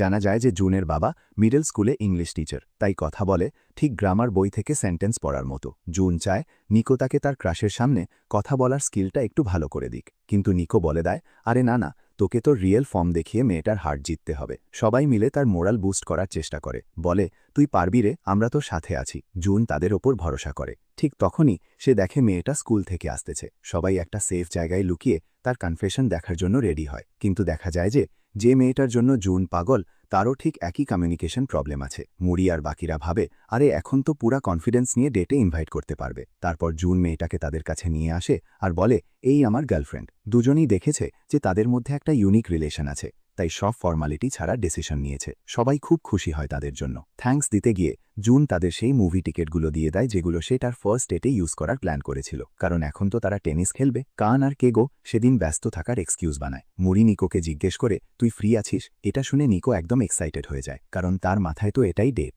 পরে নিকো, কান আর কেগো, যে এখন তার সেকেন্ড উইংম্যান হয়ে গেছে, সাথে এটা নিয়ে কথা বলে মুরির জেস্চার পড়া খুব ডিফিকাল্ট রে, বুঝতেই পারি না ও কি ভাবতেছে। তার ফ্রেন্ডরা বোঝায়, কালকে ডেটে তুই ওকে ইমপ্রেস করার চেয়ে বেশি ওর জেস্চার পড়ার চেষ্টা কর। এই বলে তারা রুম থেকে বের হয়, কিন্তু ঠিক তখনই মুরির সাথে ধাক্কা লাগে। মরি কিউরিয়াস হয়ে জিজ্ঞেস করে, তোরা নিকোর রুমে কি করতেছিলি? তারা তাড়াতাড়ি এক্সকিউজ বানায় বলে, আমরা পোকার খেলতেছিলাম, কিন্তু তোকে ডাকিনি কারণ তুই তো পোকার ফেস বানাতে একদম এক্সপার্ট। এটা শুনে মরি একটু স্যাড হয়ে যায়, ভাবতে থাকে আমি কি সত্যিই এত কম ইমোশন দেখাই? এদিকে নিকো একটা এমন স্পেল পায় যেটা দিয়ে লোকে নিজের ফিলিংস আরো ক্লিয়ারলি এক্সপ্রেস করতে পারে। সে মরির কাছে পারমিশন চায় এটার উপর ট্রাই করার জন্য, ভাবছে মরি নিশ্চয়ই মানা করবে, কিন্তু সারপ্রাইজ, মরি রাজি হয়ে যায়, কারণ সে সবাইকে দেখাতে চায় যে সে আসলে ততটা ইমোশনলেস না যতটা ওরা ভাবে। নিকো খুব খুশি হয়ে স্পেলটা করে, আর মরির মাথা থেকে একটা ছোট্ট ভার্সন বেরিয়ে আসে। সেই মিনি মরি শুধু নিকোকেই তার রিয়েল ফিলিংস দেখায়, কিন্তু রিয়েল মরি তো পুরো পোকার ফেস বানিয়ে রাখে। মিনি মরিটা দেখতে একদম কনফিউজড, কারণ স্পেলটা তার উপর কোনো আলাদা ফিল দেয় না। কিন্তু নিকো যেই না মুভির কথা বলে, মিনি মরি একদম এক্সাইটেড হয়ে যায়। এরপর দুজনেই রেডি হয়। নিকো ইউকাতা পরে নেয়, কারণ মুভির পর তো সামার ফেস্টিভ্যালে যাবে। মরি শুরু করে ড্রেসের হিস্ট্রি নিয়ে লেকচার দিতে, কিন্তু নিকোর তো মিনি মরির উপর বেশি ইন্টারেস্ট। সে তার ফর্মটা খুব পছন্দ করে, আর দেখে দেখে হুইসেলও মারে। সিনেমা হলে গিয়ে মুভি দেখার বদলে নিকো মিনি মরিকেই দেখতে থাকে, যে হরেক রকম এক্সপ্রেশন দেখাচ্ছে, আর রিয়েল মরি পুরা ইমোশনলেস ফেস করে বসে আছে। তবে ফানি সিন আসতেই রিয়েল মরিও জোরে জোরে হাসতে থাকে। মুভি শেষ হয়ে বাইরে বেরিয়ে মরি এখনও মুভি নিয়ে খুব এক্সাইটেড। হঠাৎ একটা দৌড়ানো বাচ্চা এসে ধাক্কা দেয়, তার পপকর্ন চারদিকে ছড়িয়ে পড়ে, কিন্তু মরি পপকর্নের প্রত্যেকটা টুকরো মাটিতে পড়ার আগেই তুলে নিয়ে বাচ্চাটার হাতে ফিরিয়ে দেয়। নিকো বুঝতে পারে যে মরি হয়তো মুখ দিয়ে ইমোশন দেখায় না, কিন্তু তার ব্যবহার দিয়ে ফিলিংস এক্সপ্রেস করে। পরে দুজনে সামার ফেস্টিভ্যালে যায়, একসাথে ফায়ারওয়ার্কস দেখে মজা করে। সেখানে মরি নিকোকে জিজ্ঞেস করে, এখন তোর কি ফিলিংস হচ্ছে? নিকো বলে, তোর মুখে তো একটা বড় বড় স্মাইল। তারপর মরি তার ইমোশন এক্সপ্রেস করতে না পারার জন্য সরি বলে আমার ফিলিংস লুকিয়ে রাখা তো আমার পার্সোনালিটির একটা অংশ, কিন্তু এতে তার ট্রেনিংতেও হেল্প হয়, কারণ তার এনিমিরা বুঝতেই পারে না যে সে আসলে কি ভাবতেছে। নিকো ভাবে যে সে তো অনেক কিছু দেখে ফেলেছে, তাই ম্যাজিকটা ক্যান্সেল করে দেয়। তারপর মরি বলে, তুই যেদিন থেকে ফিরে এসেছিস আমি তার থেকে অনেক বেশি ইমোশনাল হয়ে গেছি রে। সে বলে যে আগে তো সে সবসময় একা একা থাকতো, কিন্তু নিকো ফেরার পর থেকে অনেক লোকের সাথে কানেকশন হয়েছে, লাইফে আরো অনেক এক্সাইটমেন্ট চলে এসেছে। সে মুচকি হেসে নিকোকে থ্যাঙ্কস বলে। নিকোর চোখে পানি চলে আসে। ঠিক তখনই তার চোখে পড়ে কান আর কেগোর একটা ফটো,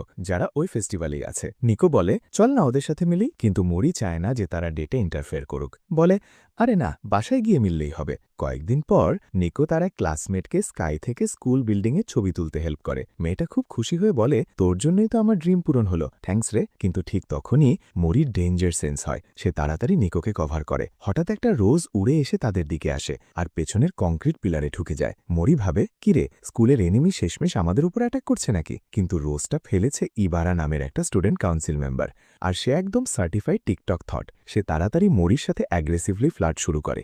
তারপর বলে, আসলে আমি নিকোর সাথে কথা বলতে এসেছি। বলে যে নিকোর ম্যাজিক স্টুডেন্টদের জন্য ডেঞ্জারাস হতে পারে, তাই স্টুডেন্ট কাউন্সিল ডিসাইড করেছে যে স্কুলের ভেতরে তার কোনো ম্যাজিক ইউজ করা যাবে না, পুরা ব্যান। মরি আর নিকো বলে, এটা তো একদম আনফেয়ার রে, কিন্তু ইবারার কোনো কেয়ার নাই ওদের ওপিনিয়নের। বলে, স্টুডেন্ট কাউন্সিলে তো স্কুলের ভেতরে তোদের থেকেও বেশি পাওয়ার আছে। মরি হঠাৎ কমেন্ট করে, তোর ক্যারেক্টার তো একদম রিজিড রে। শুনেছি স্টুডেন্ট কাউন্সিলের সব মেম্বারের ক্যারেক্টারই এমন রিজিড, যেগুলো আমি অ্যানিমেতে দেখি। ইবারা রেগে আগুন হয়ে যায়, মরিকে সাইলেন্স করার জন্য আরেকটা রোজ ছুঁড়ে মারে। কিন্তু মরি বলে, দেখ, এটাই তো আমার কথা প্রুফ করে দিল, তুই তো একদম বুলি হওয়া ডিজায়ার দেখাচ্ছিস। তার বিশ্বাস যে স্টুডেন্ট কাউন্সিলের বাকি মেম্বাররা এই ড্রামা দেখার জন্য আশেপাশে লুকিয়ে আছে, আর সত্যি এক এক করে তারা বাইরে বেরিয়ে আসতে থাকে। সবার আগে একটা ছেলে আসে, তার বিজার অ্যাকসেন্ট, চোখ বন্ধ করে রাখা আর স্মার্ট লুক থেকে মরির মনে হয় এই ছেলেটা তো মুখে হাসি ঝুলিয়ে যে কোনো লোককে ধোকা দিতে পারে রে। তারপর আসে দুইটা টুইন সেক্রেটারি, একজন ইউরোপিয়ান সানড্রে ললি আর একজন জাপানি গথ ললি। স্টুডেন্ট কাউন্সিলে আছে একটা ট্যালেন্টেড হ্যাকার যে এখনও এলিমেন্টারি স্কুলে পড়ে, একটা পাওয়ারফুল ক্রুয়েল লোক যার রুমের টেম্পারেচারের মতোই ঠান্ডা, একটা কিলার সাইকোপ্যাথ যে নাইফ ক্লিক করতে খুব পছন্দ করে, আর একটা লোক যে কোনো কারণ ছাড়াই মিস্টিরিয়াস রোবট হওয়ার ভান করে। এই পর্যায়ে মরির আর ট্রপসের সংখ্যা গুনতে পারে না। সে বুঝতে পারে যে এরা তো শুধু জোকার না, পুরা একটা ফুল ডেভেলপড সার্কাস রে। তারপর নিকোকে নিয়ে চলে যায়, কিন্তু এতে স্টুডেন্ট কাউন্সিল রেগে আগুন হয়ে যায়, ওদের উপর অ্যাটাক করে। মরি শুধু একটা কেক দিয়েই ওদের ভাগিয়ে দেয়। ঠিক তখনই স্টুডেন্ট কাউন্সিলের প্রেসিডেন্ট জেনারেলের মতো পোশাক পরে চলে আসে। কাউন্সিলের মেম্বাররা তাড়াতাড়ি দাঁড়িয়ে ওকে ওয়েলকাম করে। প্রেসিডেন্ট টেনরিও মরিকে বলে, যখন আমার সাবঅর্ডিনেটরা কাজ করতেছে তখন তাদের ড্যামেজ করিস না। টেনরিও নিজের ইন্ট্রোডাকশন দিতেই মরি বুঝে যায় যে এ তো সুজুকার বড় ভাই। মরি জিজ্ঞেস করে, তুই কেন ম্যাজিকের উপর ব্যান লাগানোর চেষ্টা করতেছিস? তোর বোন তো আমাদের হেল্প নিয়েছে। টেনরিও কাজের আর ক্যারিজম্যাটিক হওয়ার ভান করে, কিন্তু শেষে বলে যে আসলে স্টুডেন্ট কাউন্সিলের মেম্বাররা নিকোর উপর জেলাস, কারণ ওরাও তো স্টুডেন্টদের হেল্প করতে চায়, পপুলার হতে চায়, কিন্তু নিকো তো ওদের আগেই সবার হেল্প করে দিচ্ছে। এই পয়েন্টে স্টুডেন্ট কাউন্সিলের সব অ্যাকশন দেখে মরির রাগে গা জ্বলে যায়, কিন্তু তার মনে হয় টেনরিও লজিক্যালি ভাবতে পারে। মরি তাকে বলে, তোর ডিসিশনটা আবার ভাব একটু। টেনরিও ঠিক করে যে ব্যান্ডটা তুলে নেওয়ার একটা চান্স দেবে, কিন্তু তার জন্য মরিকে স্টুডেন্ট কাউন্সিলে জয়েন করতে হবে, কারণ ওদের মাঝে একটা কাজের আর ওবিডিয়েন্ট ওয়ারিয়রের খুব দরকার। মরি এটা শুনে একদম রেগে যায়। ওই পাগলা ক্রাউড থেকে বাঁচতে নিকোকে নিয়ে দৌড় দেয়। পরে ওরা কান আর কেগোকে রুফটপে মিলতে বলে, কারণ স্টুডেন্ট কাউন্সিলের ক্লোজ থেকে আর কোনো জায়গা সেফ না। কান মরিকে বলে, ভাই পালানোর বদলে স্টুডেন্ট কাউন্সিলে জয়েন করে দেয় না, কিন্তু মরি তাকে বলে, আরে পাগল হয়েছিস, কোনো সেন্সিবল লোক ওই পাগলা দলের মধ্যে ঢুকবে না রে। এটা শুনে কেগোর মনে পড়ে যায় যে স্কুলের ইউটিউব চ্যানেলে স্টুডেন্ট কাউন্সিলের ইন্ট্রোডাকশন দেওয়া একটা ভিডিও আছে। সে তাড়াতাড়ি প্লে করে দেয়। ভিডিওটা শুরু হয় স্টার ওয়ার্সের স্টাইলে, তারপর তাড়াতাড়ি নর্মাল হয়ে যায়, কিন্তু সব মেম্বারই একদম বিরক্তিকর। কান আর কেগো ওদের অ্যান্টিক সহ্য করতে পারে না। ওখানে একমাত্র সেন্সিবল লোকটা হলো টেনরিও। যেই না সে আসে, রুমের মুড একদম চেঞ্জ হয়ে যায়। সে স্কুলের ইস্যু নিয়ে মেম্বারদের সাথে কথা বলে, আর শেষমেশ সবকিছু টেনরিওকেই করতে হয়, কারণ তার আশেপাশের সবাই একদম ইনকম্পিটেন্ট আর ফেল। এটা দেখে মরি স্পিরিচুয়াল লেভেলে টেনরিওর সাথে কানেক্ট ফিল করে, কিন্তু তাও তার টিমে জয়েন করার ইচ্ছা নাই। ঠিক তখনই টেন হাতে সোর্ড নিয়ে চলে আসে, মরিকে যুদ্ধের চ্যালেঞ্জ করে, বলে যদি তোকে একবারও ইনজুরি লাগে তাহলে তোকে স্টুডেন্ট কাউন্সিলে জয়েন করতেই হবে। মরি রিফিউজ করার চান্সও দেয় না। প্রেসিডেন্ট দৌড়ে তার দিকে আসতেই মরিকে পালাতে হয়। কয়েকদিন পর নিমু নামে একটা বিড়াল মরির বাসায় আসে, কিন্তু ঘণ্টা বাজানো সাহস পায় না। হঠাৎ মরিকে বাসার দিকে আসতে দেখে সে চলে যাওয়ার ডিসিশন নেয়। ভাবে যদিও একা থাকে তাহলে কথা বলতে পারবো, কিন্তু শেষে সে বিড়ালে ট্রান্সফর্ম হয়ে যায়, কারণ এখনও রিয়েল ফর্ম দেখাতে কমফোর্টেবল না। মরির মনে পড়ে যায় তার আগের কথাগুলো। সে তাকে ভিতরে আসতে দেয়। নিমুর মনে হয় সে কোনো খুব ডেঞ্জারাস সিচুয়েশনে ঢুকতেছে।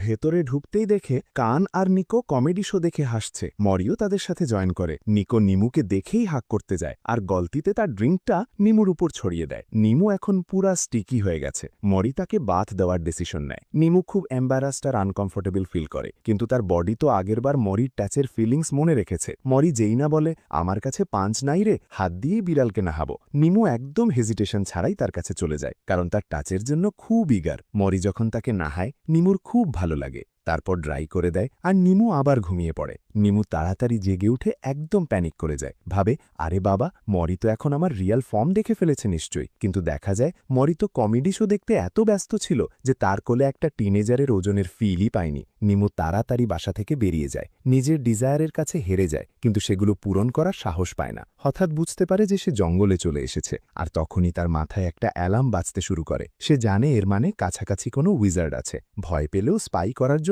বিড়াল হয়ে যায়। জঙ্গলের মাঝখানে একটা পরিত্যক্ত বাসা পায়, যেখানে একটা ভয়ঙ্কর মার্সেনারি একটা বুড়া আর ইন্টিমিডেটিং উইজার্ডের সাথে কথা বলতেছে। ওরা নিকোকে কিডন্যাপ করার প্ল্যান করতেছে। এটা শুনে নিমু একদম ঘাবড়ে যায়। দৌড়ে মরির বাসায় ফিরে এসে উইজার্ডের ব্যাপারে ওয়ার্নিং দেয়। চিন্তায় তার প্ল্যানটা কমপ্লিট করতে পারে না। পরের দিন মরি, নিকো আর কান স্কুল থেকে ফিরতেছে। তখনই রেইন শুরু হয়ে যায়। কান ডিসাইড করে স্কুলের আশেপাশে কোনো থ্রেট আছে কিনা চেক করবে, কারণ মরি আর কান দুজনেই বৃষ্টির দিনে প্রেডিকশনের ভয়ে খুব অ্যালার্ট থাকে। কান ভাবে, আমরা পুরা কনফিডেন্ট হলেও এনিমি তো ডাইরেক্ট অ্যাটাক করবে না। ঠিক তখনই নিমু চলে আসে। এবার সে ফাইনালি কথা বলার জন্য রেডি। নিজেকে একটা উইচ হিসেবে প্রেজেন্ট করে। মরি তাড়াতাড়ি ভাবে, এ তো এনিমিরে। এদিকে কেগো একটা টাফ সিচুয়েশনে পড়ে গেছে। একটা লোকাল বুলি তাকে খুব মারতেছে, শুধু তার রেয়ার স্নিকার্সটা ছিনিয়ে নেওয়ার জন্য।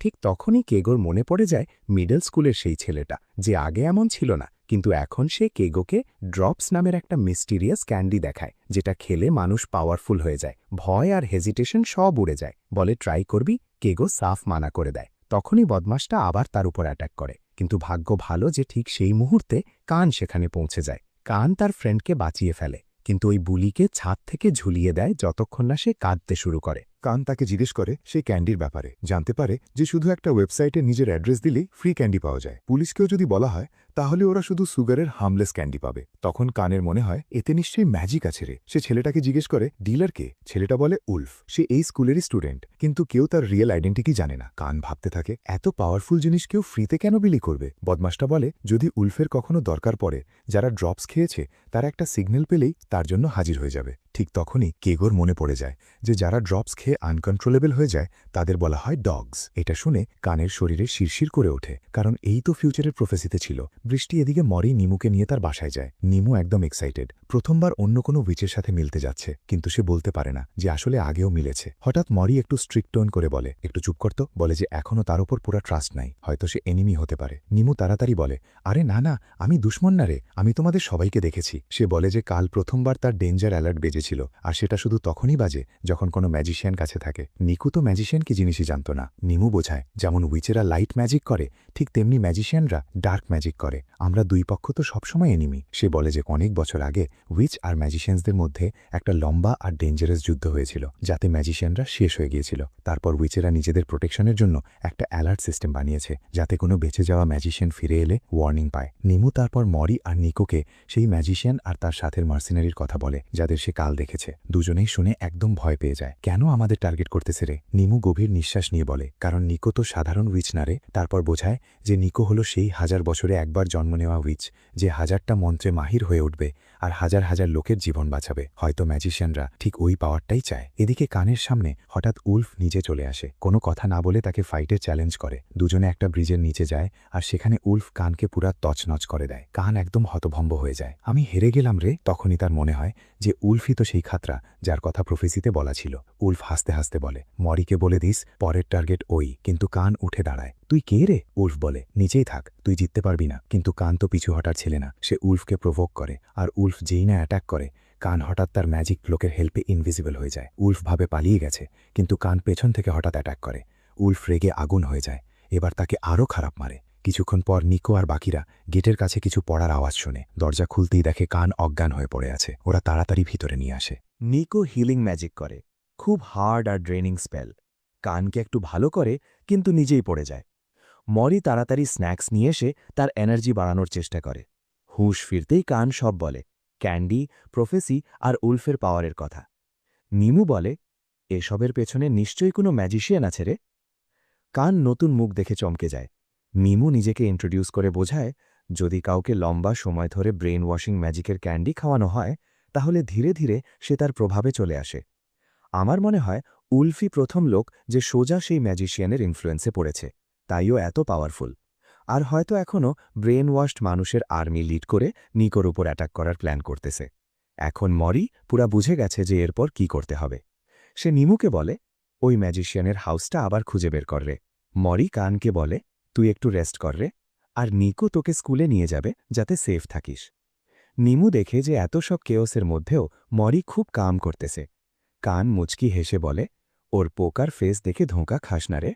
পরের দিন মরি স্কুলের কয়েকটা ড্রাগস ছেলেকে ধরে ধমকায়। উলফ কোথায় রে? প্রথম ছেলেটা কিছু বলে না। দ্বিতীয়টার পিছু নিতে গিয়ে নিকো হেল্প করার জন্য গ্রাউন্ড স্লিপারি করে দেয়, কিন্তু নিজেরাই স্লিপ করে পড়ে যায়। ছেলেটা আইস স্কেটিং জানে, তাই সহজেই পালিয়ে যায়। ঠিক তখন কেগো আসে, যে নিজে স্কিল্ড আইস স্কেটার। সে ছেলেটাকে ধরে ফেলে। মরি ইন্টারোগেশন করে জানতে পারে যে উলফ ভয় দেখিয়ে তার এম্পায়ার চালায়। ছেলেটা উলফের একটা রাফ স্কেচ বানায় আর বলে যে উলফ একবার বলেছিল শীঘ্রই আমি সব ডগসকে কল করব। মরি কেগোকে থ্যাঙ্কস বলে, কিন্তু ওয়ার্নও করে এখন থেকে এই কেস থেকে দূরে থাকরে, এটা খুব ডেঞ্জারাস। কিন্তু কেগো চুপ করে বসে থাকে না। সে নিজেই উলফের সাথে কন্ট্যাক্ট করে কয়েকটা ক্যান্ডি অর্ডার করে যাতে তার ব্যাপারে আরও ইনফো পাওয়া যায়। মরি আর নিকো অবাক হয়ে জিজ্ঞেস করে তুই আমাদের জন্য এত রিস্ক কেন নিচ্ছিস রে? কেগো হেসে বলে আমি তো আগে ফিগার স্কেটার ছিলাম। একটা অ্যাক্সিডেন্টের পর আমার কনফিডেন্স ভেঙে যায়, একা হয়ে যায়। কিন্তু তোদের সাথে মিলার পর সব চেঞ্জ হয়ে গেছে। এখন আমি তোদের ফ্রেন্ড, হেল্প করতে চাই রে। বাসায় ফিরতেই নিকো নিজেকে একদম ইউজলেস ফিল করে। সবাই তার জন্য হেল্প করার চেষ্টা করতেছে, কিন্তু সে কিছুই করতে পারতেছে না। মরি তাড়াতাড়ি বুঝে যায় যে উইচেরা কাউকে দুশ্মনী করে অ্যাটাক করতে পারে না, না হলে ডার্ক সাইডে চলে যেতে পারে। তাই ট্রেন্ড উইচেরা অ্যাটাক ম্যাজিক ইউজ করতে পারে না। ওদের সেলফ ডিফেন্সের জন্য পাওয়ারফুল স্পিসিস লাগে, যেমন রাক্ষস বা টেঙ্গু। এদিকে নিমু জঙ্গলে তার ঝুপড়িটা খুঁজে পায় না। বুঝতে পারে যে সে তো ম্যাজিক দিয়ে বানানো হয়েছিল, আর এখানে এসেছে কারণ ভুল করে একটা ম্যাজিক্যাল সার্কেল টাচ করে ফেলেছিল। কিছুক্ষণ পর সেই সার্কেলটা আবার তার সামনে আসে। সে দেখে উলফ গাছগুলোকে তার নেকেড ফিস্ট দিয়ে ফেলে দিয়ে আসন্ন ব্যাটেলের প্রিপারেশন করতেছে। ম্যাজিশিয়ান তাকে বলে, শান্ত থাক, মিশন তো আজ রাতেই কমপ্লিট হবে। নিমু একদম প্যানিক হয়ে যায়, দৌড়ে মরিকে ওয়ার্নিং দিতে যায়, কিন্তু ম্যাজিশিয়ানটা নিমুকে ট্র্যাপ করে ফেলে। সে বুঝে যায় যে নিমু আসলে একটা উইচ, যে বিড়াল হয়ে ট্রান্সফর্ম হয়েছে, তাই তাকে মারার চেষ্টা করে। নিমু একদম ভয় পেয়ে যায়, কিন্তু ঠিক তখনই উলফ তাকে তুলে নেয়। উলফ ডিসাইড করে যে সে নিমুকে বাঁচাবে, কারণ তার তো বিড়াল খুব পছন্দ রে। ম্যাজিশিয়ান বলে, তুই তো তোর মিস্টিভাস সাইডের জন্য ফেমাস রে। নিমু যেই না বোঝার চেষ্টা করে, ম্যাজিশিয়ান তাকে একটা পোষণ খাইয়ে দেয়। নিমু ঘুমিয়ে পড়ে আর নর্মাল ফর্মে চলে আসে, যাতে ওদের প্ল্যানে আর ইন্টারফেয়ার করতে না পারে। তারপর ম্যাজিশিয়ান উলফকে বলে, তুই যতক্ষণ মরির সাথে লড়বি, আমি ডগসদের নিকোর পেছনে পাঠিয়ে দিব। উলফ এটা শুনে একদম এক্সাইটেড হয়ে যায়। এদিকে মরি আর বাকিরা ওদের প্ল্যানটা ট্র্যাক করে ফেলে। কান মরিকে অ্যালার্ট করে, ভাই, উলফের সাথে লড়াই তো খুব টাফ হবে রে। মরি নিকোকে বলে, তুই আমার সাথে আয়, টিম ওয়ার্ক ছাড়া জেতা যাবে না। নিকো খুব খুশি হয়ে রাজি হয়ে যায়। তারপর মরি কানকে বলে, তুই ম্যাজিশিয়ানকে খুঁজে বের কর, মাঝখান থেকে অ্যাটাক করবি, তাহলে ওর কন্ট্রোলে থাকা সব ছেড়ে ফ্রি হয়ে যাবে। ঠিক তখনই কেগো দৌড়ে আসে, কারণ উলফ তাকে কল করেছে। ডগসদের পার্কে বড় মিশনের জন্য জড়ো করতে হবে। গ্যাংটা তার পিছু নিয়ে পার্কে পৌঁছে যায়। সেখানে কয়েকটা ড্রাঙ্ক ছেলে ওদের ওয়েট করতেছে। কেগো হঠাৎ তার শুয়ের লেজ বাঁধার ভান করে আর সবাইকে বলে, আগে যা রে। যেই না ওরা আগায়, মরি একটা ম্যাজিক্যাল সার্কেলে পা দিয়ে টেলিপোর্ট হয়ে যায়। কেগো তার পিছু নেয়। নিকো আর কান যখন ফিরে আসে, ততক্ষণে মরি পুরা ভ্যানিশ হয়ে গেছে। মরি নিজেকে ম্যাজিশিয়ানের ঝুপড়ির সামনে পায়। কেগো তাকে ধন্যবাদ দেয়, তুই আমার উপর এত ভরসা করলি যে আমি তোর অ্যালার্টনেস কমাতে পারলাম। মরি অবাক হয়ে বলে, এর মানে কি রে? কেগো বলে, উইচটা আগেই আমার সাথে কন্ট্যাক্ট করেছিল, আমাকে তার ফ্যামিলিয়ার হওয়ার অফার দিয়েছে, বদলে আমার পুরানো ইঞ্জুরিটা হিল করে দিতে পারবে, যার জন্য আমি স্কেটিং ছাড়তে বাধ্য হয়েছিলাম। মরি বিশ্বাস করতে পারে না যে কেগো ফ্যামিলির। কেগো বলে, আমি তো ওয়্যারউলফ ফ্যামিলি থেকে রে। যেই না ক্রিসেন্ট শেপের কোনো জিনিস দেখি, ইচ্ছা করলেই ট্রান্সফর্ম হয়ে যায়। তারপর সে তার আর্ম ব্যান্ডটা দেখে আর ট্রান্সফর্ম হয়ে যায়। বলে, যেমন মনস্টারদের হর্ন আর টেঙ্গুর উইংস উড়ে যায়, ঠিক তেমনই ওয়্যারউলফরা শুধু আরো স্ট্রং হয়ে যায় রে। কেগোর পার্সোনালিটি চেঞ্জ হয়ে যায়, ঠিক যেমনটা কেগো উলফে বদলে গেছে। মরি একদম কনফিউজড হয়ে যায়, আর ঠিক তখনই কেগো তার উপর অ্যাটাক শুরু করে দেয়। কিন্তু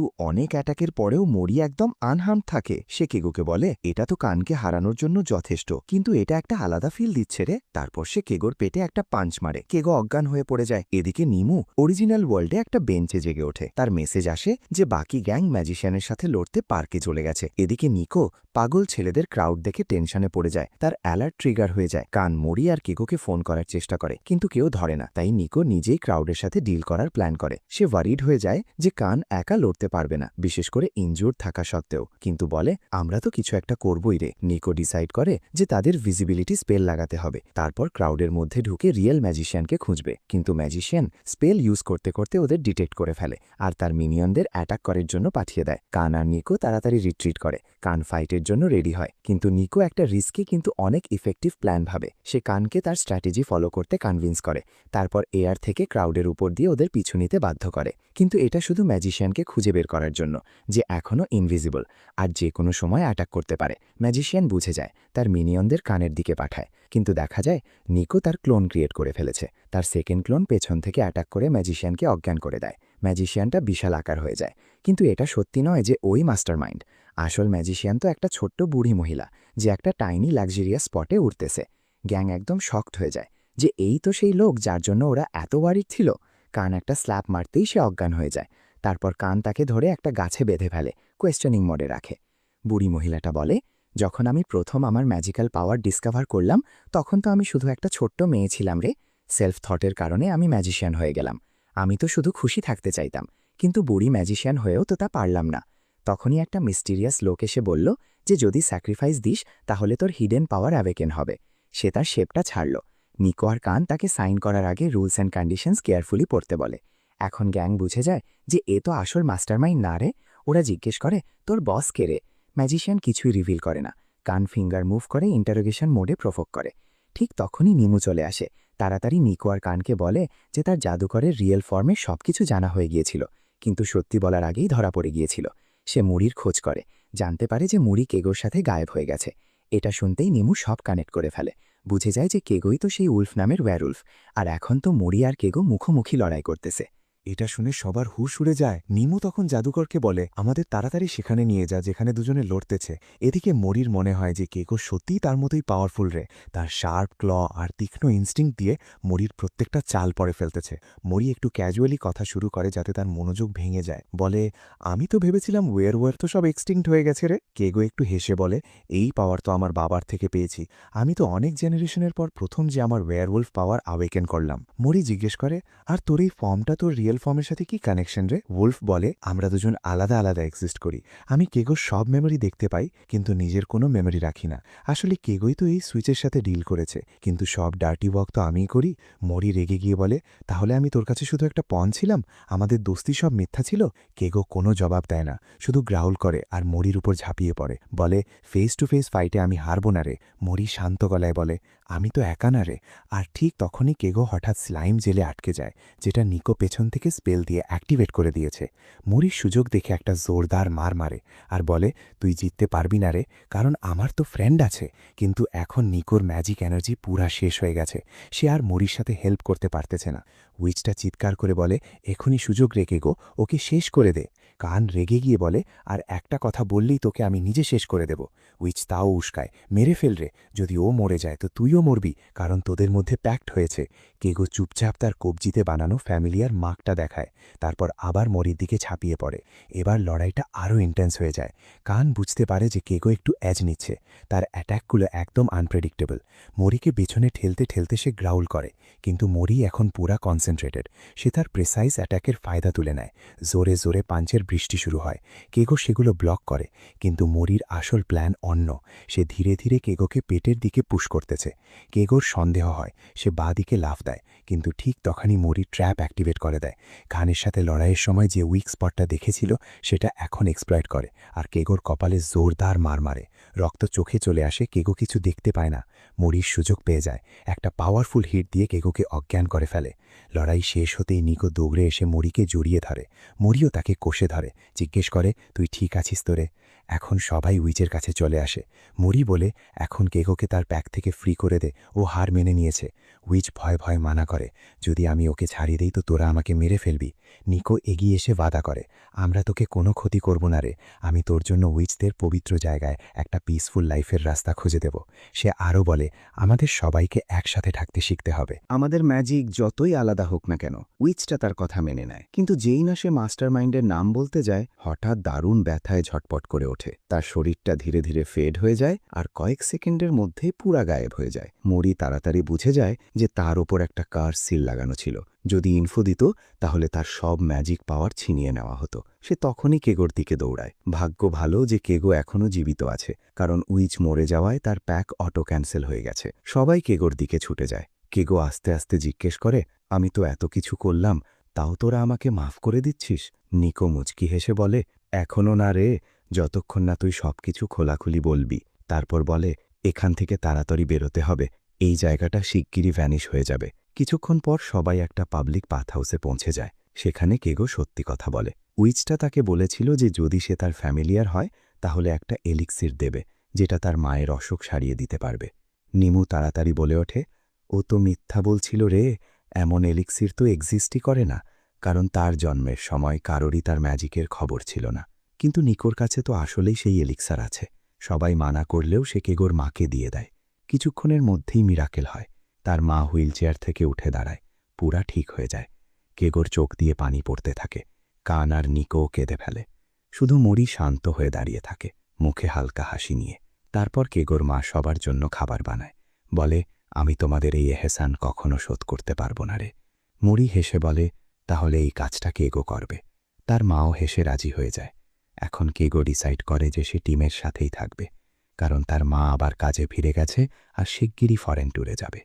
মরি বলে, কেগো এখন নিকোর বডিগার্ড হবে রে, কারণ প্রফেসিতে যে ডেঞ্জারের কথা বলা ছিল সেটা তো এখনও শেষ হয়নি। নিকো হেসে বলে, ওয়েলকাম ব্যাক কেগো। পরের দিন সবাই একসাথে নতুন জীবন শুরু করে। কেগো একটু অ্যাকওয়ার্ড ফিল করে, কুল দেখানোর জন্য তার ভিয়ার্ড হবি নিয়ে কথা বলতে শুরু করে। কিন্তু সবাই তো এখন তাকে বুঝে গেছে, ও শুধু অ্যাটেনশন পাওয়ার চেষ্টা করতেছে। আর তখনই জানা যায় যে তার কাছে একটা স্পেশাল এবিলিটি আছে। তো এখানেই আজকের ভিডিওটি শেষ হয়। এর পরবর্তী পার্ট দেখার জন্য আমাদের চ্যানেলকে সাবস্ক্রাইব করে আমাদের পাশেই থাকো। আর যদি এই ভিডিওতে 100টা লাইক আর 50টা সাবস্ক্রাইবার পূরণ করে দাও, তাহলে আমি খুব তাড়াতাড়ি এর পরবর্তী পার্ট নিয়ে আসব। তাহলে তোমরা ভালো থেকো, সুস্থ থেকো, ধন্যবাদ।